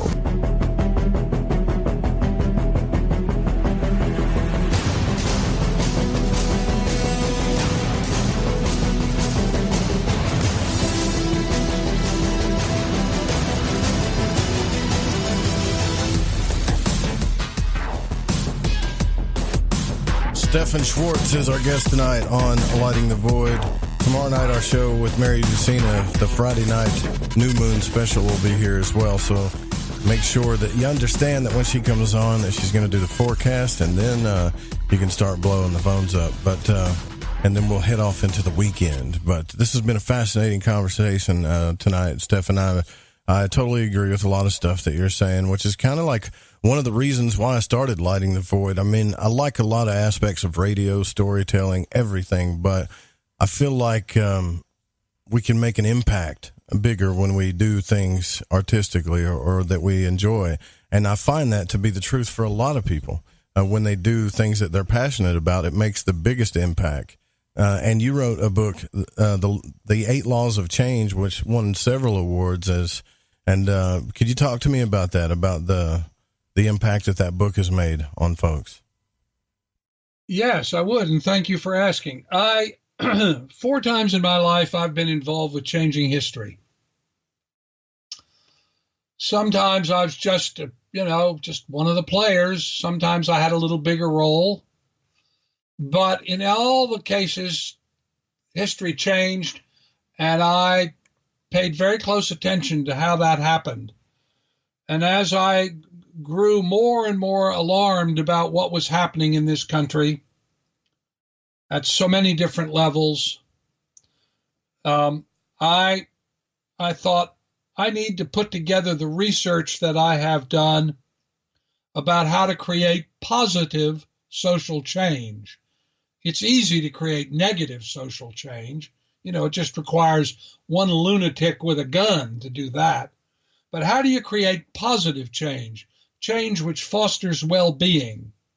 Because that's what I'm interested in. I don't care about politics or partisanship or any of that. I care about well-being and things that produce well-being. So I put that all together in a book called The 8 Laws of Change. And you can get it off Amazon. You can get it off my website. And it's a book about how individuals and small groups can and have created positive social change. It illustrates it with stories. It's easy to read. But I tried to put it together as a handbook for individuals and small groups, whether they're study groups, church groups, business groups, neighborhoods, whatever, to give them the tools to be able to create positive, life-affirming social change. And it's got everything I know about the subject in that book. Well, that's all there is to that one. You need to now. What awards did it win, though? It did win some. Yeah, it won the Nautilus Award for Social Transformation. That's a big award about books that talk about social change. Won another literary award that was just for the writing. But what was important to me was that people who read it wrote me and said, I belong to a group and we're trying to do whatever. And I think the first letter I got was actually from a Native American, and they were trying to stop that pipeline. Right, yeah. And wrote me and said, your book was really helpful in our planning. And then I got another letter from an African American guy who was in Seattle, and he said, I heard you speak on a radio show, and I got your book and I just used it, and we're trying to save our neighborhood, and it was very helpful. And that's that's the most important thing to me, is that people have taken the book and that they have put the practices together and that they've been able to achieve effects. And it has that Gandhi story that I told you. That's one of the stories in the book. Because I think that the only way we're going to change in a life-affirming way is for each of us as individuals to begin to exercise this quotidian choice thing that I told you, and that it's spread around. Mm-hmm. Because if the Gandhi story is correct, if the Martin Luther King story is correct, if the Henry David Thoreau story is correct, then utterly unlikely people who don't seem to have any of the qualifications to create social change, nonetheless are possible to using these same principles, these 8 laws, to transform their own countries. Surely we can do the same. Yeah, I would hope so. I feel like I honestly still have faith in my country. I do. I have faith in our people here. But it's like, it's hard to explain, Stephan. I feel like there's this force that's out there, and a lot of people feel it. And I think it's just us, but I think there's a force out there that's trying to get us to ignore things that take effort, with a lot of what you described it to me during the break, actually, that we've built a society that is totally around profit and the marketing of instant gratification. And it's hard to deal with. I'm just got to tell you, it's really hard to deal with sometimes. I think it's hard to deal with for everybody. At the opioid addiction, how many people died in Arkansas as a result of opioid addiction? Thousands. Yeah. Thousands. Yes. That was all done for profit. They knew what was going on. It's like the tobacco industry. Those guys all went in and testified to Congress. No, I don't think tobacco is addictive. They knew perfectly well it was addictive. You look at ExxonMobil, that report that just came out, they've known for years that burning carbon fuels produces climate change. It's all profit. We have a society in which profit is the only consideration. And if we're going to survive as a people and as a country, and I'm just like you, my family's been in this country since the 1600s. Mm-hmm. And I'm a vet. My father was a vet. My uncles are all vets. My mother, everybody, going back to George Washington. I feel like we've been working to create a country that is compassionate and life-affirming, what the founders intended, what they had in mind, and that it's up to us. It's not going to happen for somebody else. It's only going to happen if we do it. And by we, I mean you and me and the guys and women that are listening to this show. It's up to us. And if not us, then who? And if not now, then when? Yeah, that's a good question. That is a good question. It doesn't feel it doesn't feel good to know the truth sometimes, right? But it doesn't mean, like, I really believe as long as you're breathing, you can do something about it. And we've got bigger ways we're discovering now more than ever that we have more capabilities than what we've been told. Absolutely. What we know from the research is that the power of collective intention shared by a large number of people is the most powerful force on earth. Mm-hmm. There is nothing more powerful than the collective intention of a group of human beings. Research at Van Rensselaer Polytech showed that when 10% of any cohort, whether it's a church group or a country, changes consciousness, the whole cohort has to change. And I'll give you some examples. When I was a boy and you went to somebody's house, on the coffee table, there was an ashtray and there was a pack of cigarettes and a lighter. You don't see that anymore. Why is that? Nobody passed a law that you can't smoke. People still smoke. But when you go to people's houses now, you don't see ashtrays and packs of cigarettes and Ronson lighters your mother told you not to fool with. Or I'll give you another one. Look at the transformation. Look at what has happened just in the last couple of years as a result of gender equality issues, of women saying, I'm not going to sit still for this anymore. We're going to change. Right.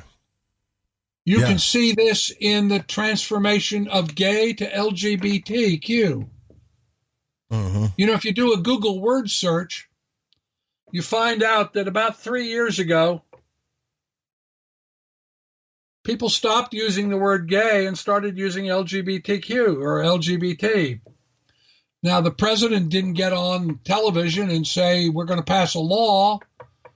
No congressman stood up.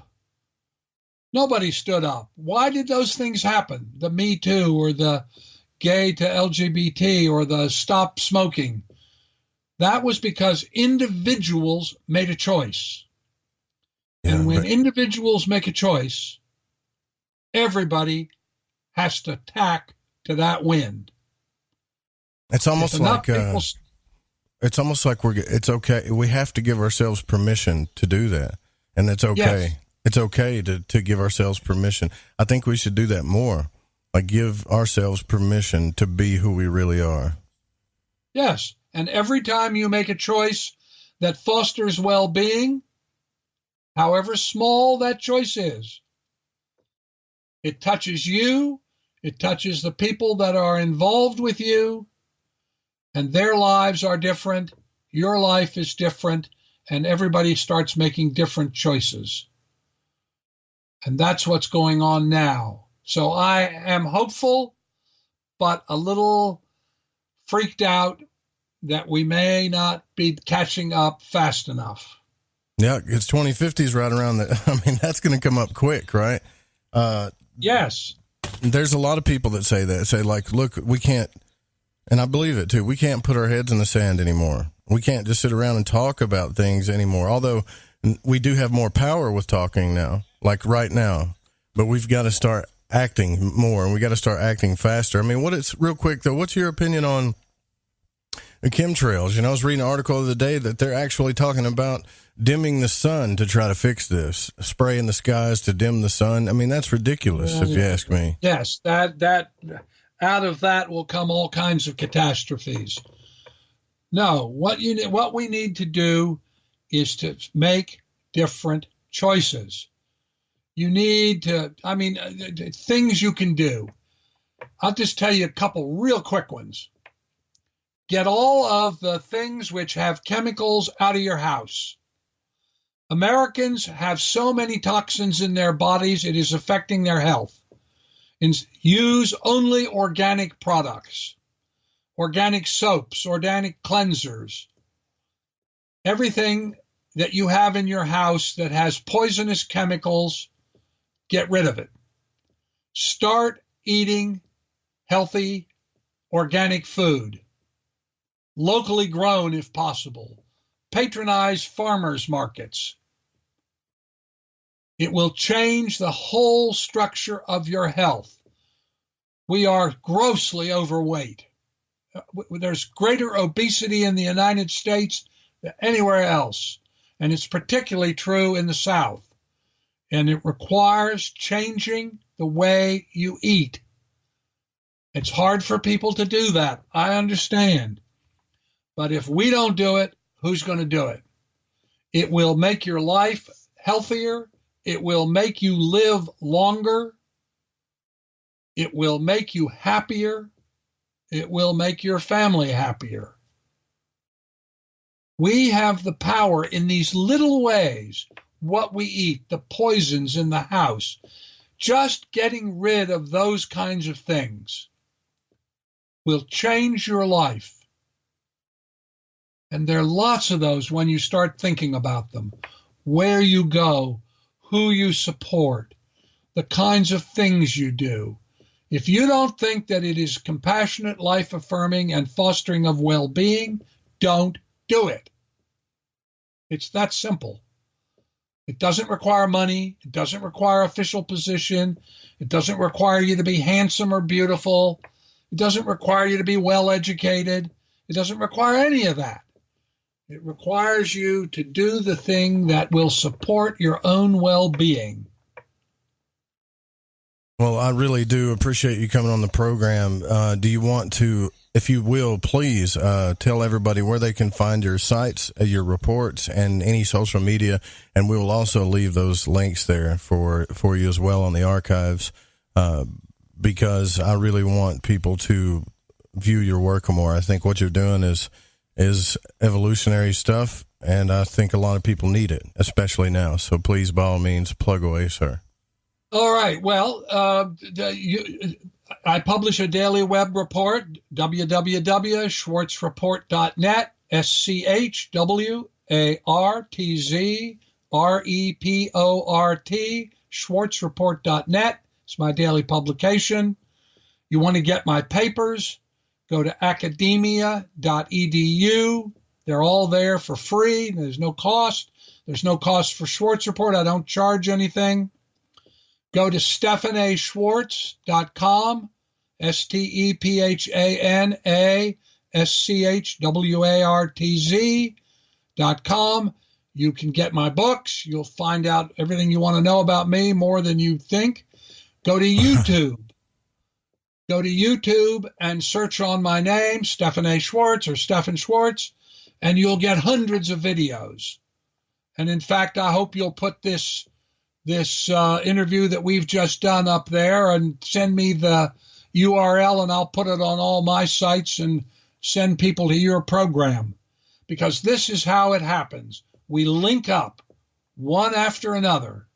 We just share things which are healthful and fostering of well-being. So schwartzreport.net, StephanASchwartz.com, and you can go get my books off of Amazon.com or off of Barnes & Noble or any of those online sites. And I thank you, Joe. I was glad to do this show. Thank you so much for coming on, Stephan. It's been a real pleasure. A real pleasure.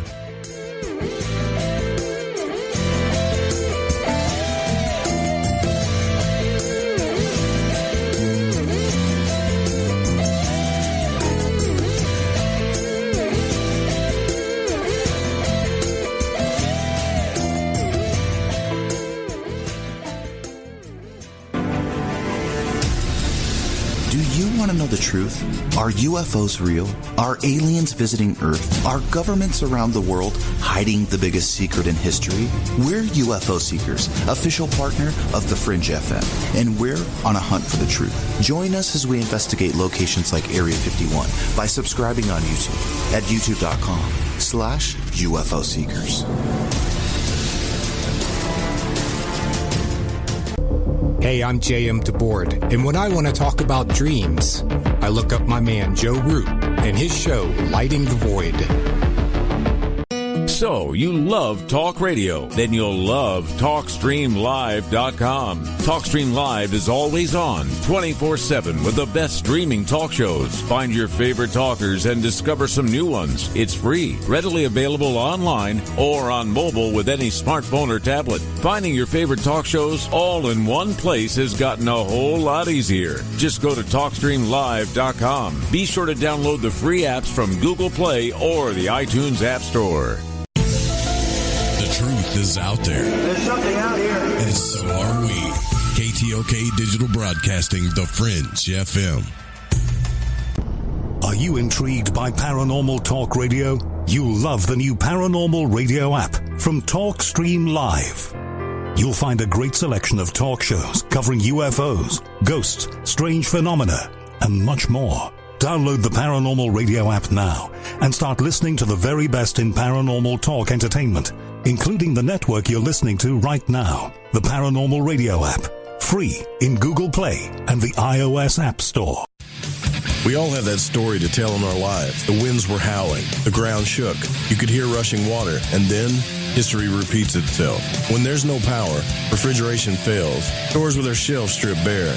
ATMs can't operate. Deliveries stop.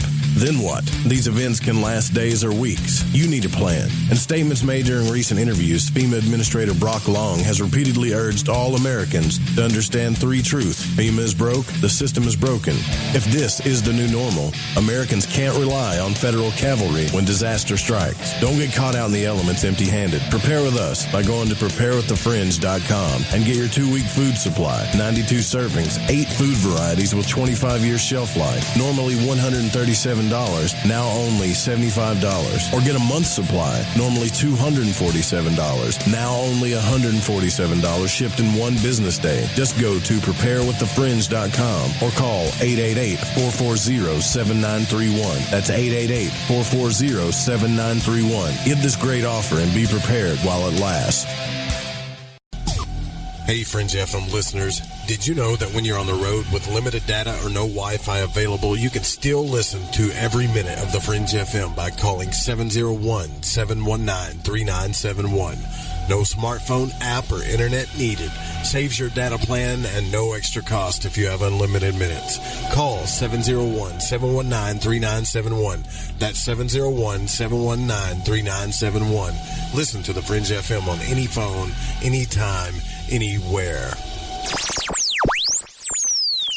Who were the real ancient Egyptians? What is it about ancient Egypt that captivates us all? The critically acclaimed series Magical Egypt is back with all new episodes. Let Chance Gardner and company take you on another adventure through Magical Egypt in the new series Magical Egypt 2. Magical Egypt 2 attempts a forensic reconstruction of the science of the ancients through a study of ancient aesthetics. Also, the best researchers and authors in the field like John Anthony West, Graham Hancock, Laird Scranton, Robert Bouval, Lon Maladuquette, Aaron Cheek, and more join together to explore the topics of the esoteric and the hidden messages of the ancient Egyptians. Just go to magicalegypt.com right now and put in the code word FRINGE and get 10% off any download or order, including the groundbreaking original Magical Egypt series, as well as the new episodes in Magical Egypt 2. Also, check out the great work and the companion series at magicalegypt.com. Click the banner on the Fringe FM or go to magicalegypt.com and use the code word FRINGE and get 10% off your order today while it lasts. OMG! People are jumping on board to the Life Change Tea Regiment. Brew, steep, and drink for a gentle, taste-great cleanse. It's changing how they feel. See what everybody's talking about. Log on to getthetea.com. That's getthetea.com. Life Change Tea aids in digestive slowdown and helps people get moving down a healthy path. We won't make claims. We'll just let you decide. Experience is much better than a commercial anyway. If you want results, log on to getthetea.com and purchase your super strength cleansing tea. You won't be disappointed. And if you're looking for some mind-body suggestions, go to YouTube and punch in the search bar Health Matters Now. That's Health Matters Now. Put power into your health now. So, getthetea.com. That's getthetea.com for super strength tea. And YouTube, Health Matters Now. That's Health Matters Now for valuable suggestions. Getthetea.com. The tea that makes you go. From Feature Story News in Washington, I'm Rebecca Foster. The whistleblower alleging serious misconduct by President Trump claims the White House operates a secret electronic storage system where records of Trump's conversation with the Ukrainian president were hidden. Top EU officials have expressed their condolences following the death of former French President Jacques Chirac. And British lawmakers have voted against a 3-day suspension of Parliament. This is Preston Dennett from PrestonDennett.weebly.com, and you're listening to KTLK, The Fringe FM.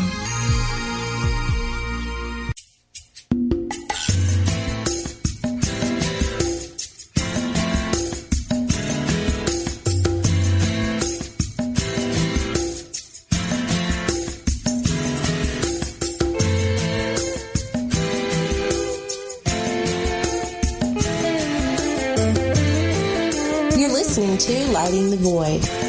The call-in number is 1-800-588-0335. If you would like to text, you can text in at 501-777-5631.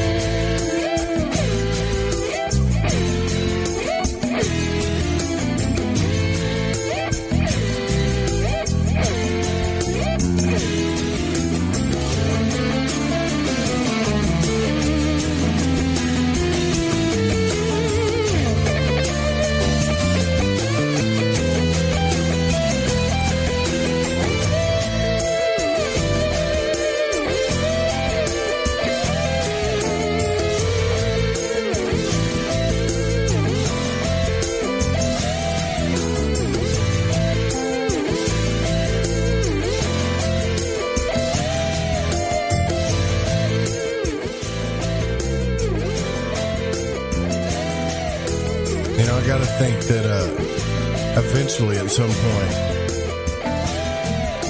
I'm hoping that this show makes a difference. I really am.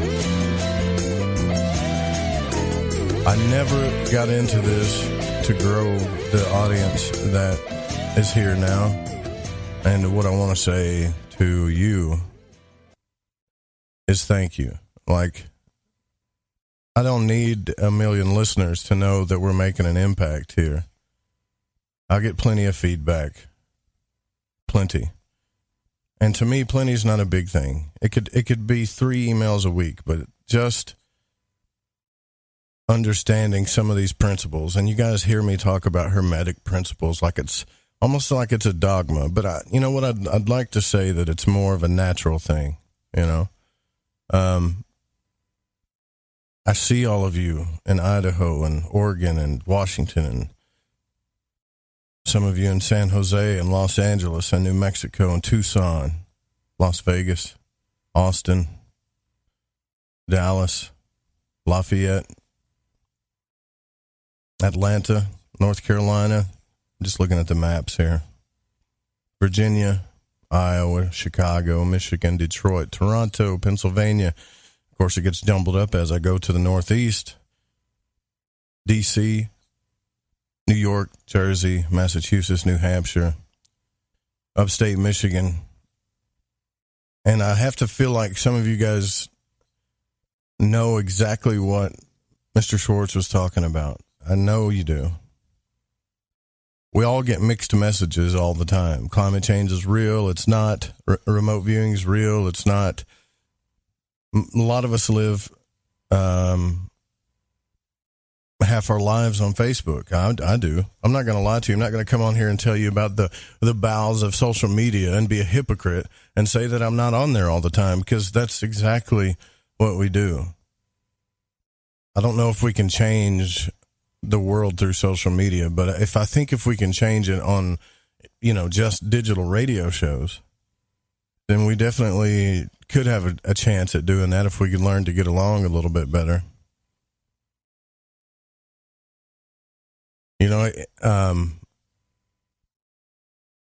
The entire Western mystery system that we talk about on the show is built on the tree of life, on the Kabbalah. It just is. And if you've done your research, that you'll know that, especially the magical part. But if you study Hebrew like kosher Kabbalah, you put that tree of life up against you, and it has every god that's ever been in any story. whether it's Egyptian, Norse, whatever. They all fit there. All the archetypes Joseph Campbell talks about, Carl Jung, everything. It's all there. And at some point, as we get older, I think we realize that we want to be in this category or that category. Maybe we just don't know where we belong or where we fit in. But at some point, we realize that we can be anything we want to be. We can choose anything that we want to choose. And if there are any type of categories, I would highly suggest that we study the categories of nature. The biggest teachers I've found in my life are in nature, natural things, little things, that represent humongous power. And, as he was talking about meditation, I realized that I have not meditated the way that I used to. When I started doing this radio thing, I did it one night a week, then 2 nights a week. And then there was a demand for it. Man, I wish the show was on more nights a week. So I got on more nights a week. I went through Monday through Thursday, right? Thinking, well, man, I'll just do Friday, Saturday, and Sunday now. So at least I have that time to myself, And then I started watching the station slip away during my time slot during Friday nights as far as listener goes. So I had to do Friday nights too. And what I'm getting at is I don't mind sacrificing my time here on the show, and I respect all of you for listening. God knows I do. I love you for it. Just hanging out with me the way you do. And yeah, we're in the entertainment category here. But if I just have this feeling like if we're not really making an impact here, then what am I doing here? I'm not here to become famous or go to conferences or put my brand out there and hope that everybody sees me for who I am. In fact, I hide more than most do. Anybody knows me well enough to know that.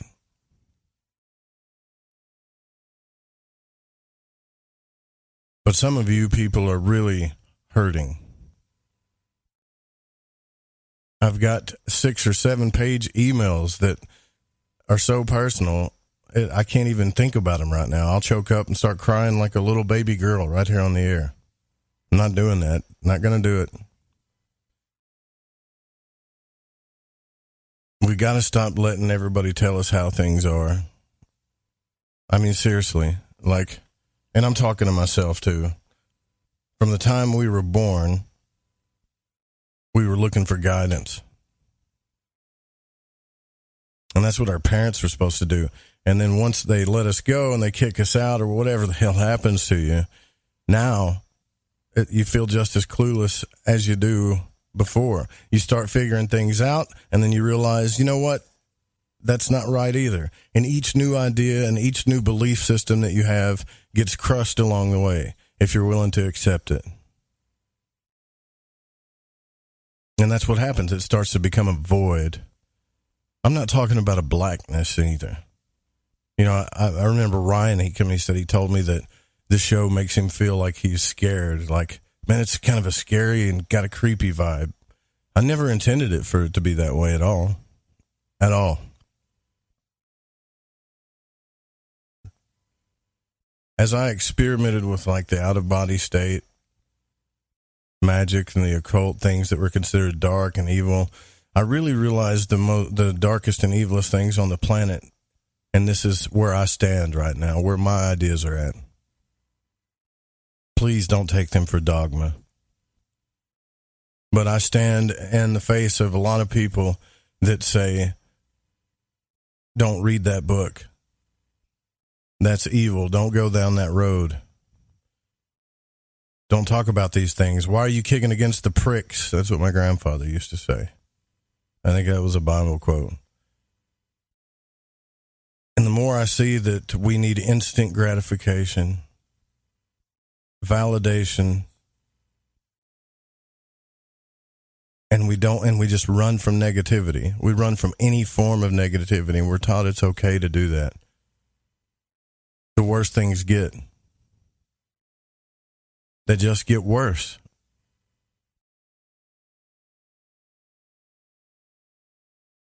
Alchemy has been taught, well, I don't think it's been taught properly. I think Carl Jung is probably the closest to real Hermetic alchemy, but it has nothing to do with not dealing with what's going on in the moment. And if you look at that tree, each time you make a choice, you have a thought.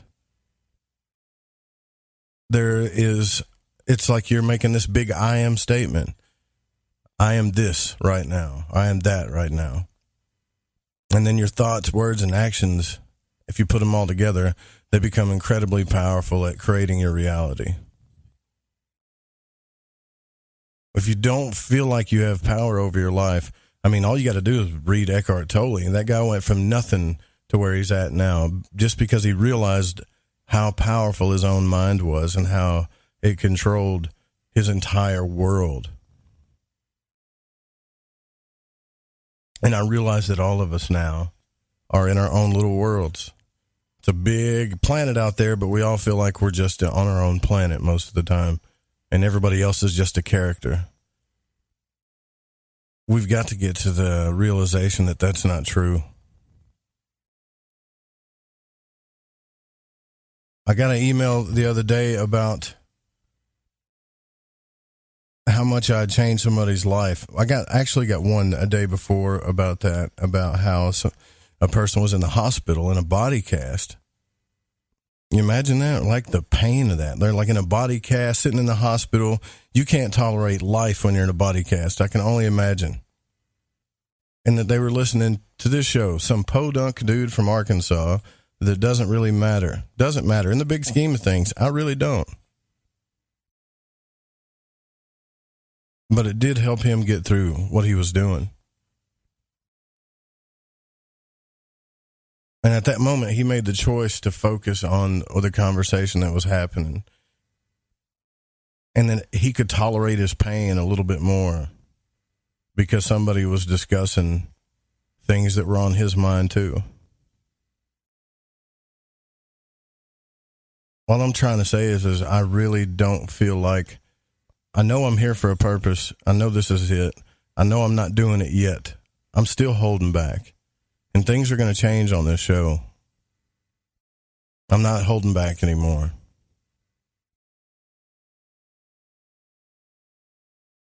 Sometimes I'm going to say things that suck, that may hurt. But I've come to realize that if I don't do it on this show, then I'm going to do it to other people. People that are close to me. People that matter to me. And I hope you guys can tolerate it. If you can, you can't. I don't know what else to say. 2050 is going to get here quick. And if these guys that were remote viewing all this stuff, everything they saw came true. Everything they saw came true. And some of you are asking me to believe that the last thing they talked about, that we talked about on the show, about what's going to happen to this country and this land and the people in it, aren't true. I mean, are you going to run from that too? I'm not asking you to care about your children or the children behind you or their children because, I mean, deep down, we're only in our own little worlds anyways. But what about you? Some of you are going to live to that year. And we've had guests come on the program that have told you that you can do all these things. Like Ian Wilson came on and talks to you about dream work and lucid dreaming and how you can literally have any experience you want through your five senses, any experience you want. So you no longer have to take out your, your stuff on other people because you're not having the life experiences you want to have when you literally can with your own power. Stephan Schwartz, he calls this a martial art, remote viewing. It's the first book I've ever seen cover this as the martial art of remote viewing, which means that it takes dedication, practice, and discipline. There's no instant gratification there. but the power that you're going to receive over your life if you just stick it out and do things day in and day out, the practice you need, just meditation, that's it, really. A big power will come your way.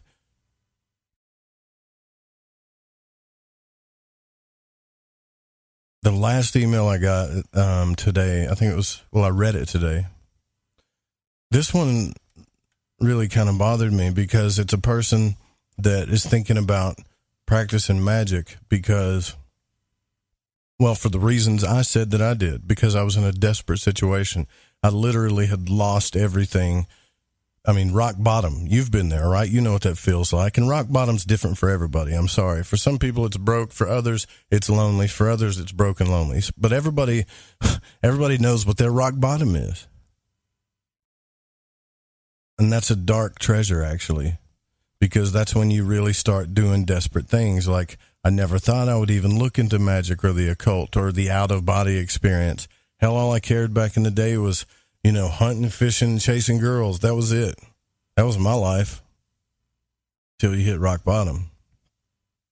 The only thing that I still do from that life is play golf. And then I started realizing that we've been lied to in a very big way. I wish I could tell you who's doing it. I wish I could say it was the Dark Cabal or the Bilderberg Group or whatever, but I don't think that's it at all. I think it's us that's doing it.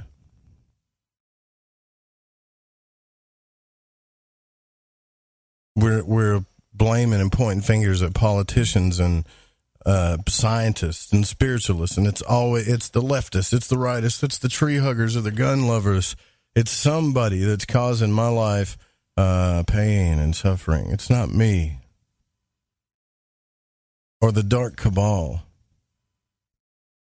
I'm just asking you to take a moment and realize what could happen if you truly believed and knew for just one moment that you can experience everything you want to while you're here. You can literally teleport your consciousness to other places if you need to, even the future. You can manifest anything you want physically, emotionally. You can change things about your personality by invoking whatever force or whatever. When you look at those two tarot cards, the Fool and the Magician, right? You see those two. One's just kind of walking unaware, about to fall off the cliff with his little doggy behind him, and the other one has become master of his own reality. How many real magicians are walking around out there, really? How many people claim to be magicians that are in that much control of their own reality and their self? They're in control of their emotions. They're in control of their intellect. They're in control of their passions and desires. They keep everything in check, and not only that, they can manifest anything they want, see into the future anytime they want, have any experience they want. Seems too good to be true, right? Doesn't seem like it's real because you've told it's not real. Not only that, you've been told that you don't deserve it because you're a filthy human with nasty little desires. And until you get rid of those nasty desires that you have, you can't have these other things. But yet everybody's out here striving for it. And then when some of us dip our toe in the water, we really want to do this stuff, things get even more scary because we don't want to dip our toe in the water and have something bad happen. We want to be in control. But I think our biggest power in here, and I'm calling this reality the void right now, because that's until the show name changes, that's what it is. But don't look at it as complete blackness, right? Until we change the ideas of who we are and what we're capable of, nothing is going to change. Not in your life, and not in everybody's life, and not on the planet. Each of you have suffered enough. I've heard from all of you. Some of it you've caused yourself. Some of it you had to go through to realize who you were.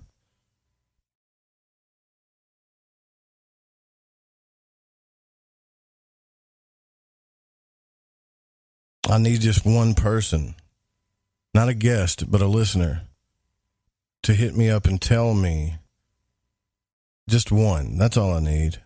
One listener to hit me up and tell me how some of the stuff that they've learned or experienced or realized on this show has changed their life for the better. Not that they have permission to. I realize you get permission to do that by listening or whatever it is, or validation. I need one person that's actually made some moves to let me know. Just one. I don't feel like that's too much to ask, even though I love all of you. The podcast listeners, too. I mean, hell, there's anywhere between 2,000 and 5,000 of you on average between each episode. One of you has to have implemented some of this stuff, and it has had to have changed your life. I bring these guests on to show you that this stuff is real, so they can tell their stories. But it's not enough. I need to hear just one story, that's all.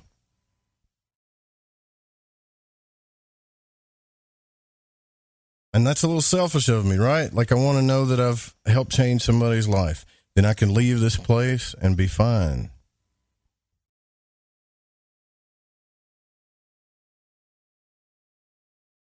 All I'm trying to say is that you have power inside you that has been hidden from you, your family, your loved ones. It's been hidden from you. It's been so hidden from you. And I can talk about some of the things it did for me, because I know what some of you are thinking, and those of you, you know who those people are, right? Those people are like, well, if you have all this stuff, how come you're not a millionaire? Do you ever notice I ask the same question to these guests? Because it's not really the money it's not really the money. That's not what we want. We want the experience. That's all. I got a couple of things I want to say still, and then we'll get out of here for the night. We won't be so deep and dreary tonight at the end. I mean, tomorrow night, Mary's going to be here. That's always a good thing, right?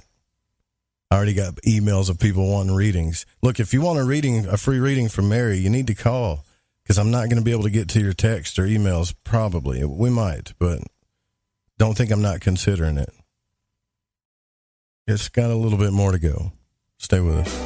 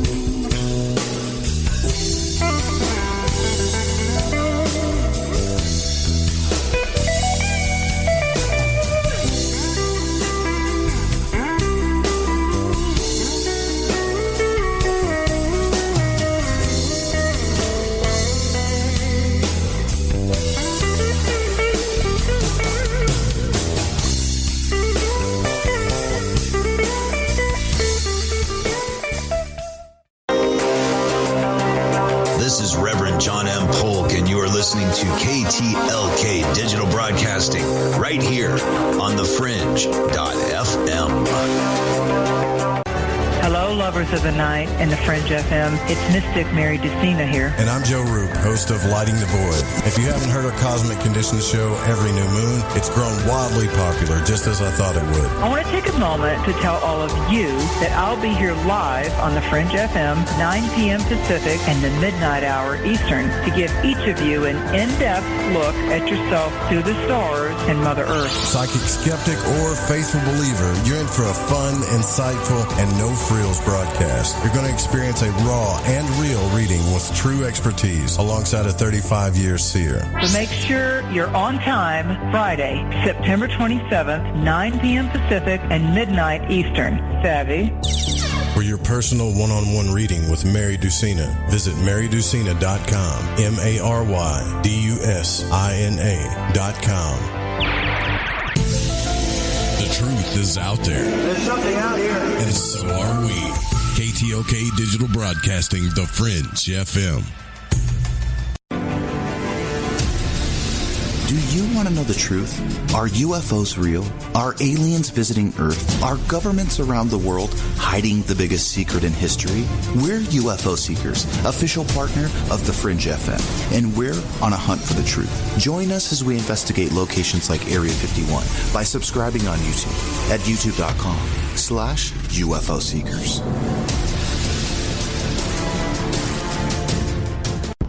Are you intrigued by Paranormal Talk Radio? You'll love the new Paranormal Radio app from TalkStream Live.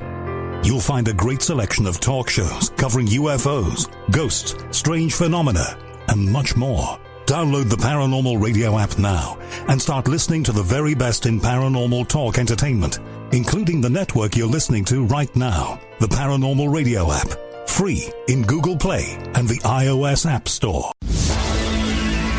Hi, this is Kronox from Belgium, and you're listening to Lighting the Void with Joe Roop.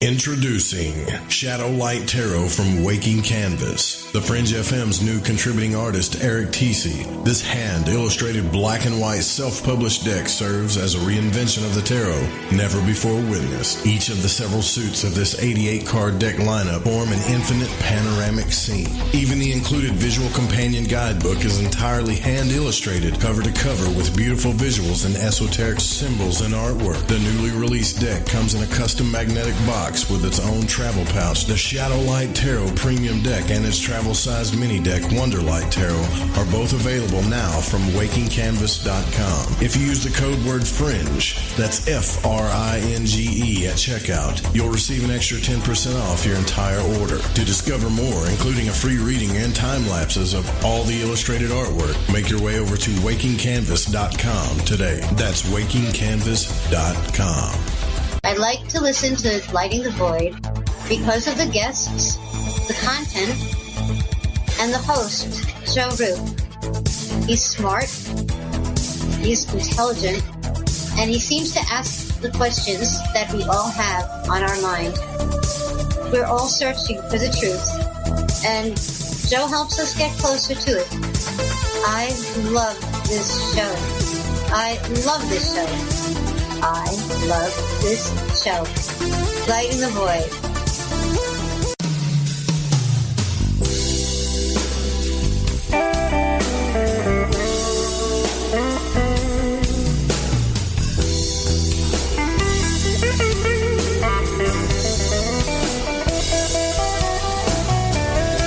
You're listening to Lighting the Void. The call-in number is 1-800-588-0335. If you would like to text, you can text in at 501-777-5631. All right, so cool.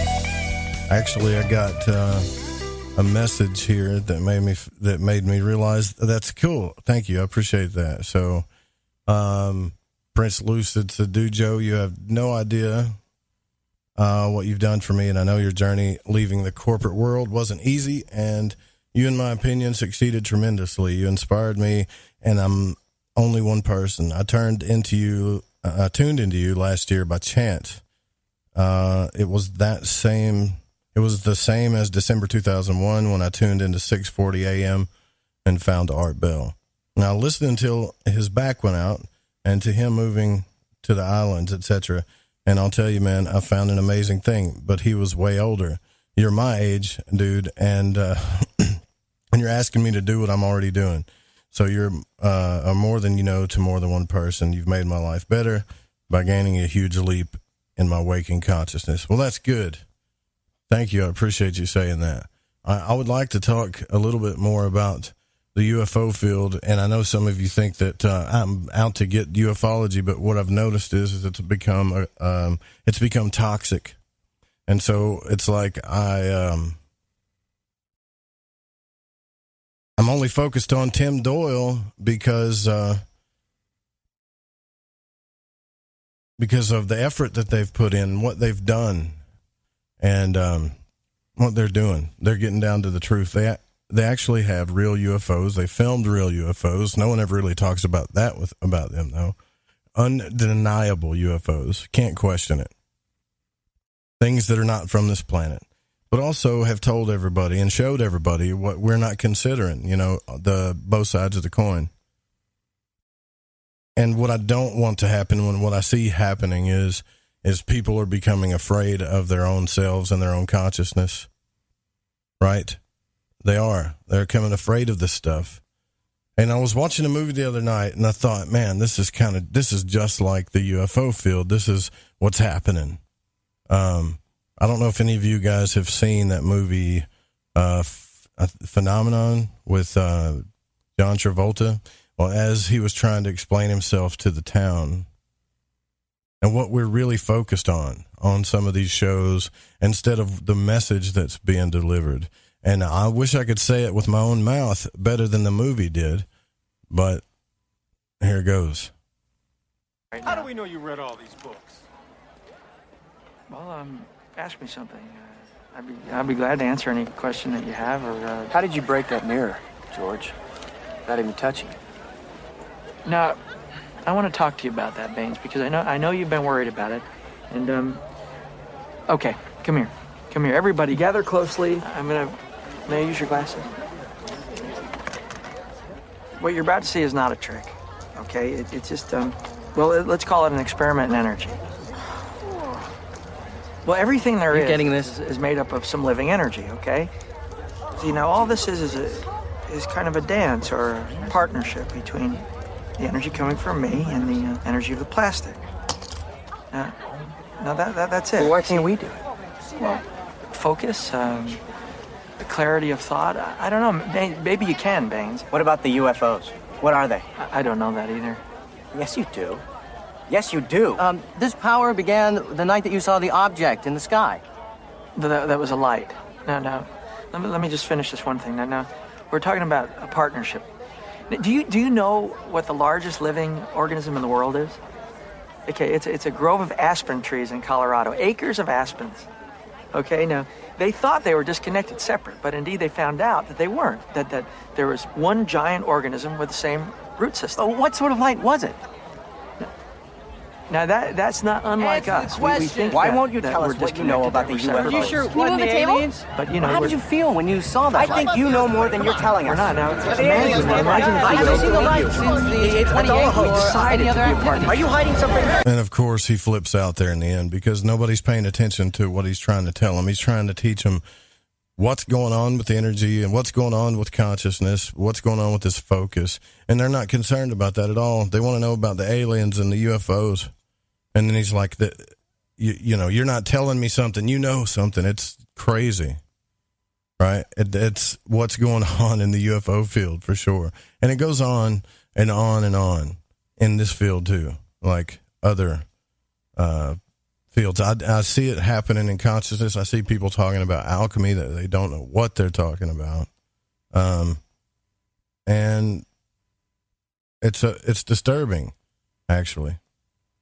And it looks like we have 504 area code. I believe I know. This is Dre, right? Yeah. Hey, Joe. Hey, how are you? I'm doing all right. How you been? I'm good. I'm just trying to do like a, before Mary's show, I've got this last hour here, and I'm just trying to self-check the radio show. You know I do this sometimes, right? Like I'm trying to feel out where I am. And I don't know. I just felt like a little bit of rant. But you're the one, actually, it's funny that I'm talking to you. You're the one that got upset with me because, well, not upset, because you heard me on another podcast and you thought that I was holding back or something, right? Well, tell me more about that. It was kind of like you just felt more confident, or maybe that's what it was on the other show, and you felt you spoke more freely. And I wanted you.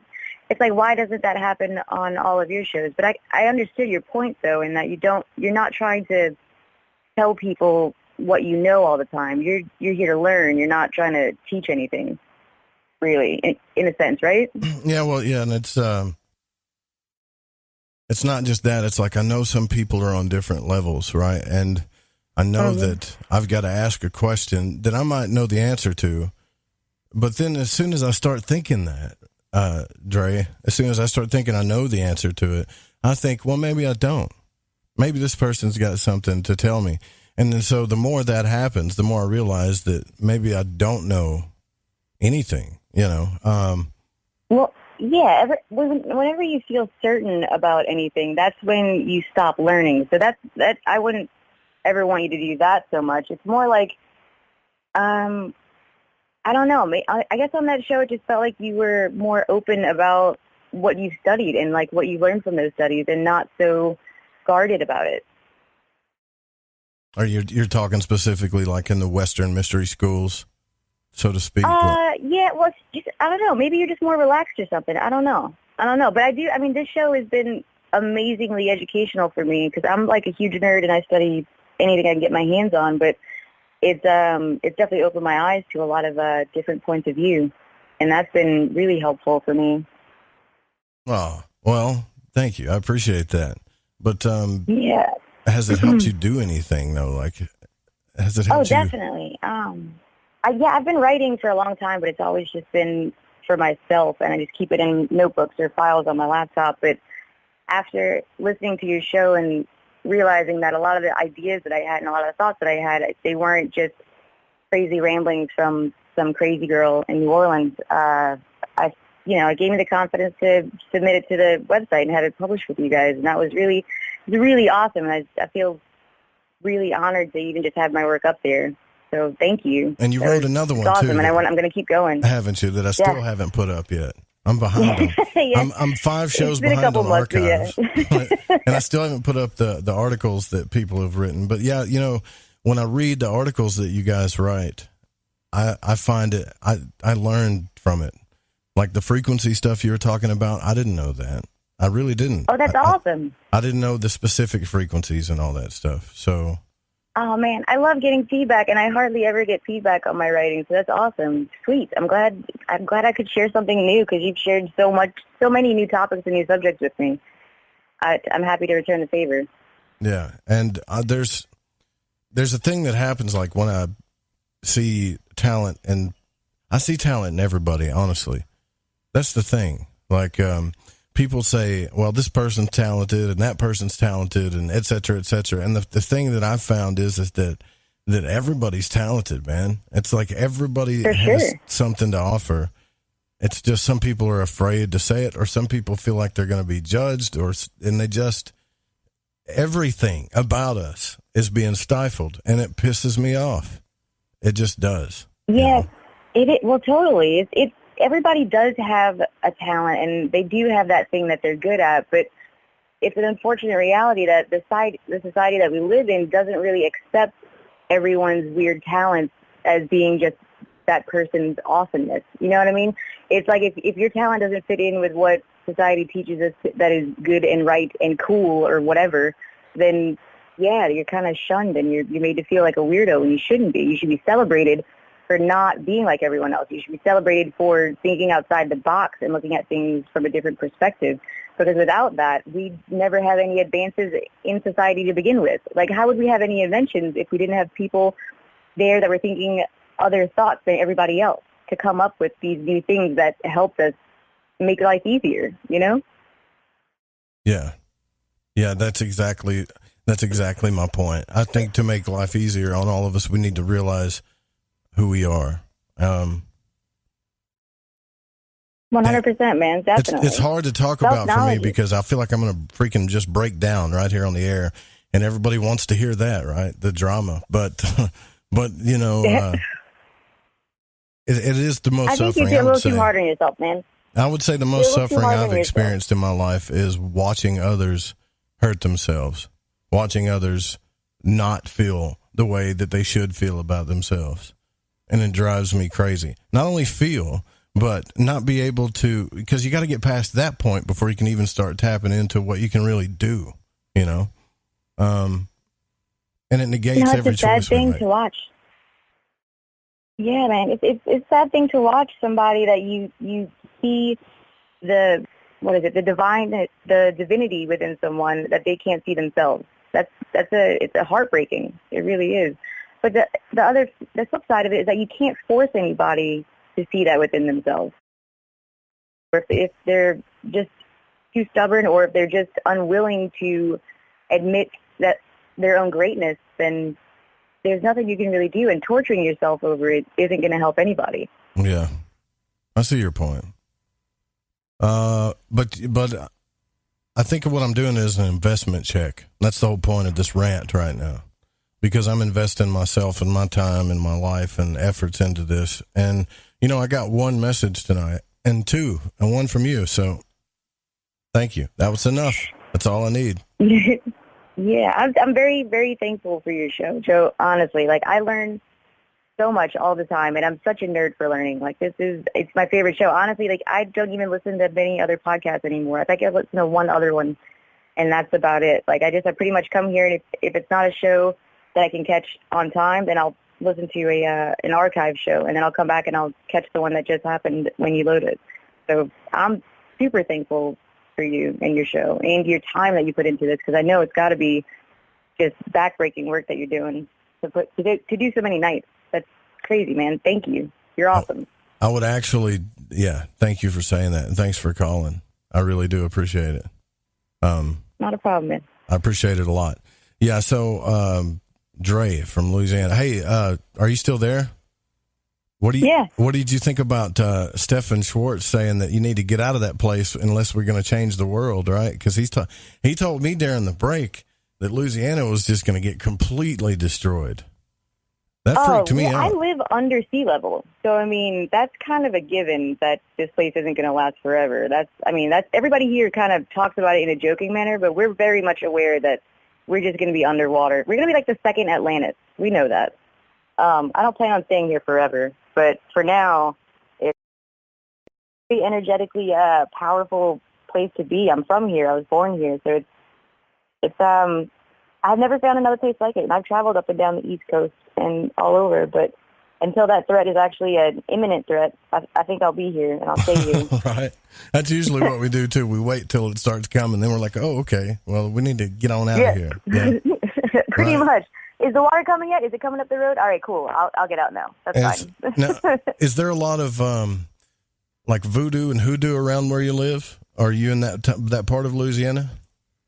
I'm in New Orleans, and we're like where hoodoo began, pretty much. This city is steeped in a magical history that's kind of unbelievable. Like, the way I describe the energy of this place is it's like there's a giant crystal grid under the roads that just kind of pulses with its own life force for this town. And I've learned just recently, I think it was last year, that the city is placed on a energetically neutral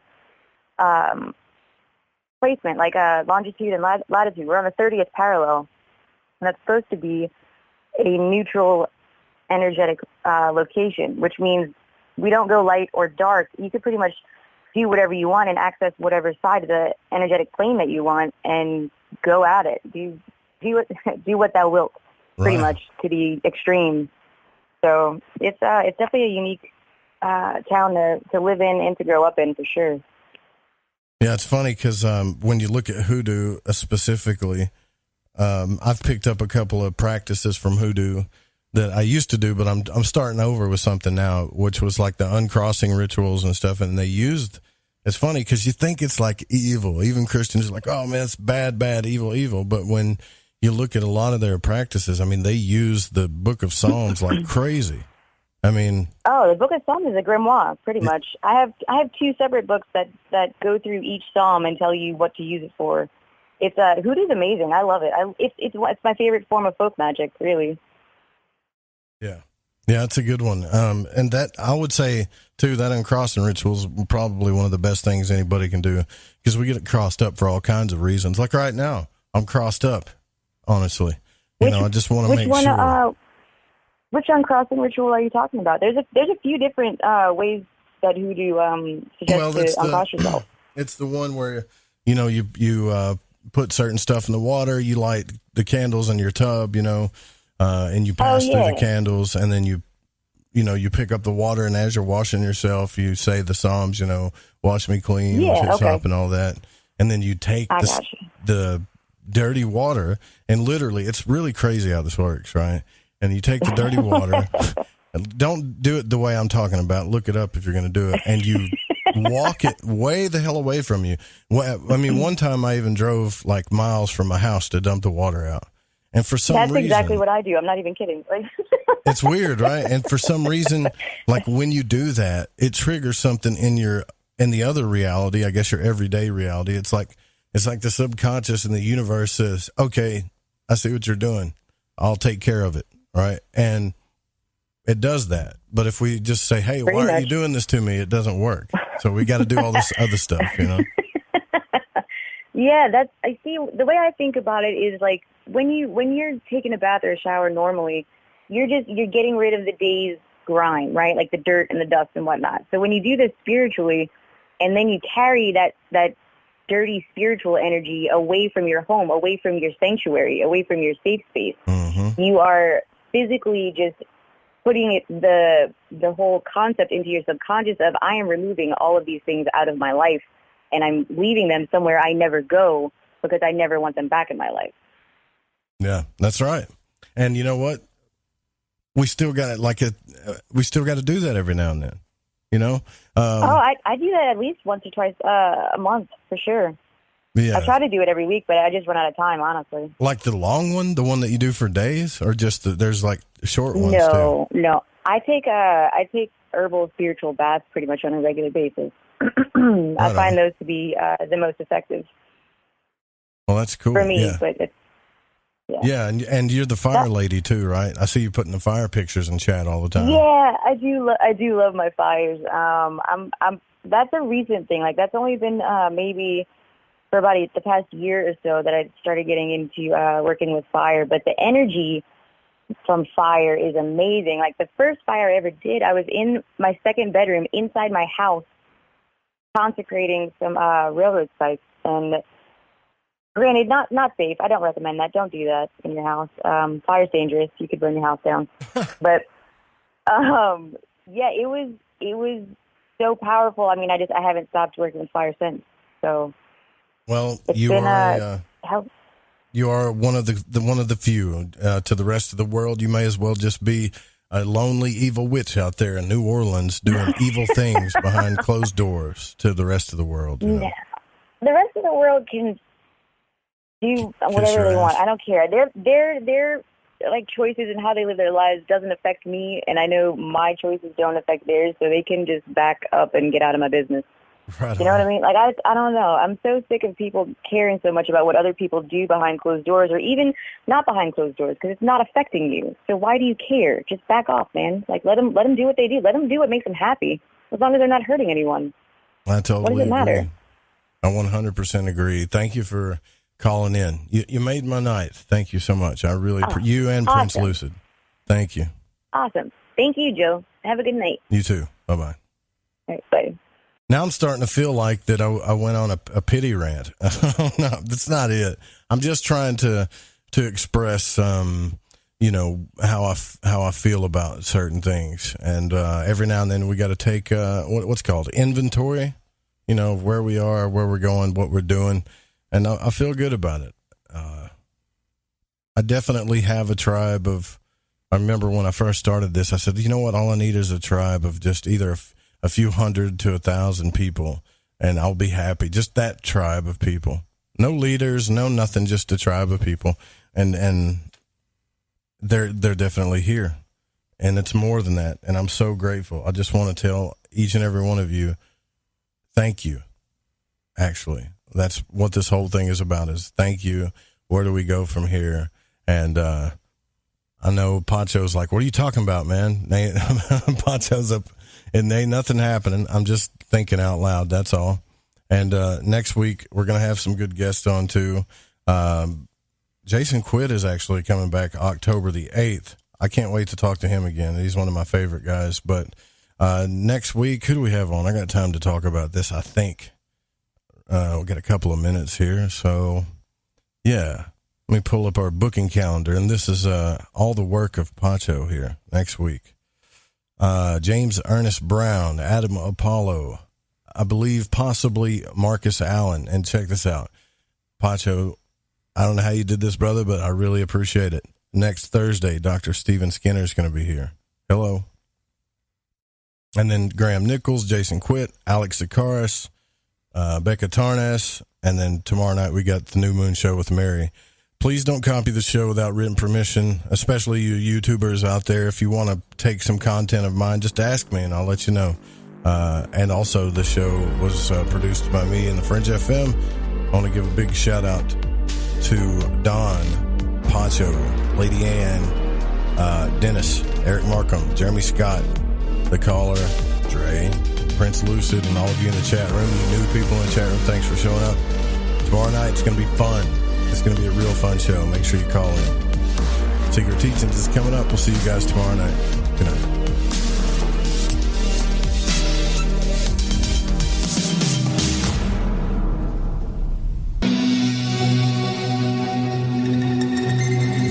And opinions expressed on this program do not necessarily reflect those of the Fringe FM, KTLK Digital Broadcasting, its sponsors, affiliates, or staff.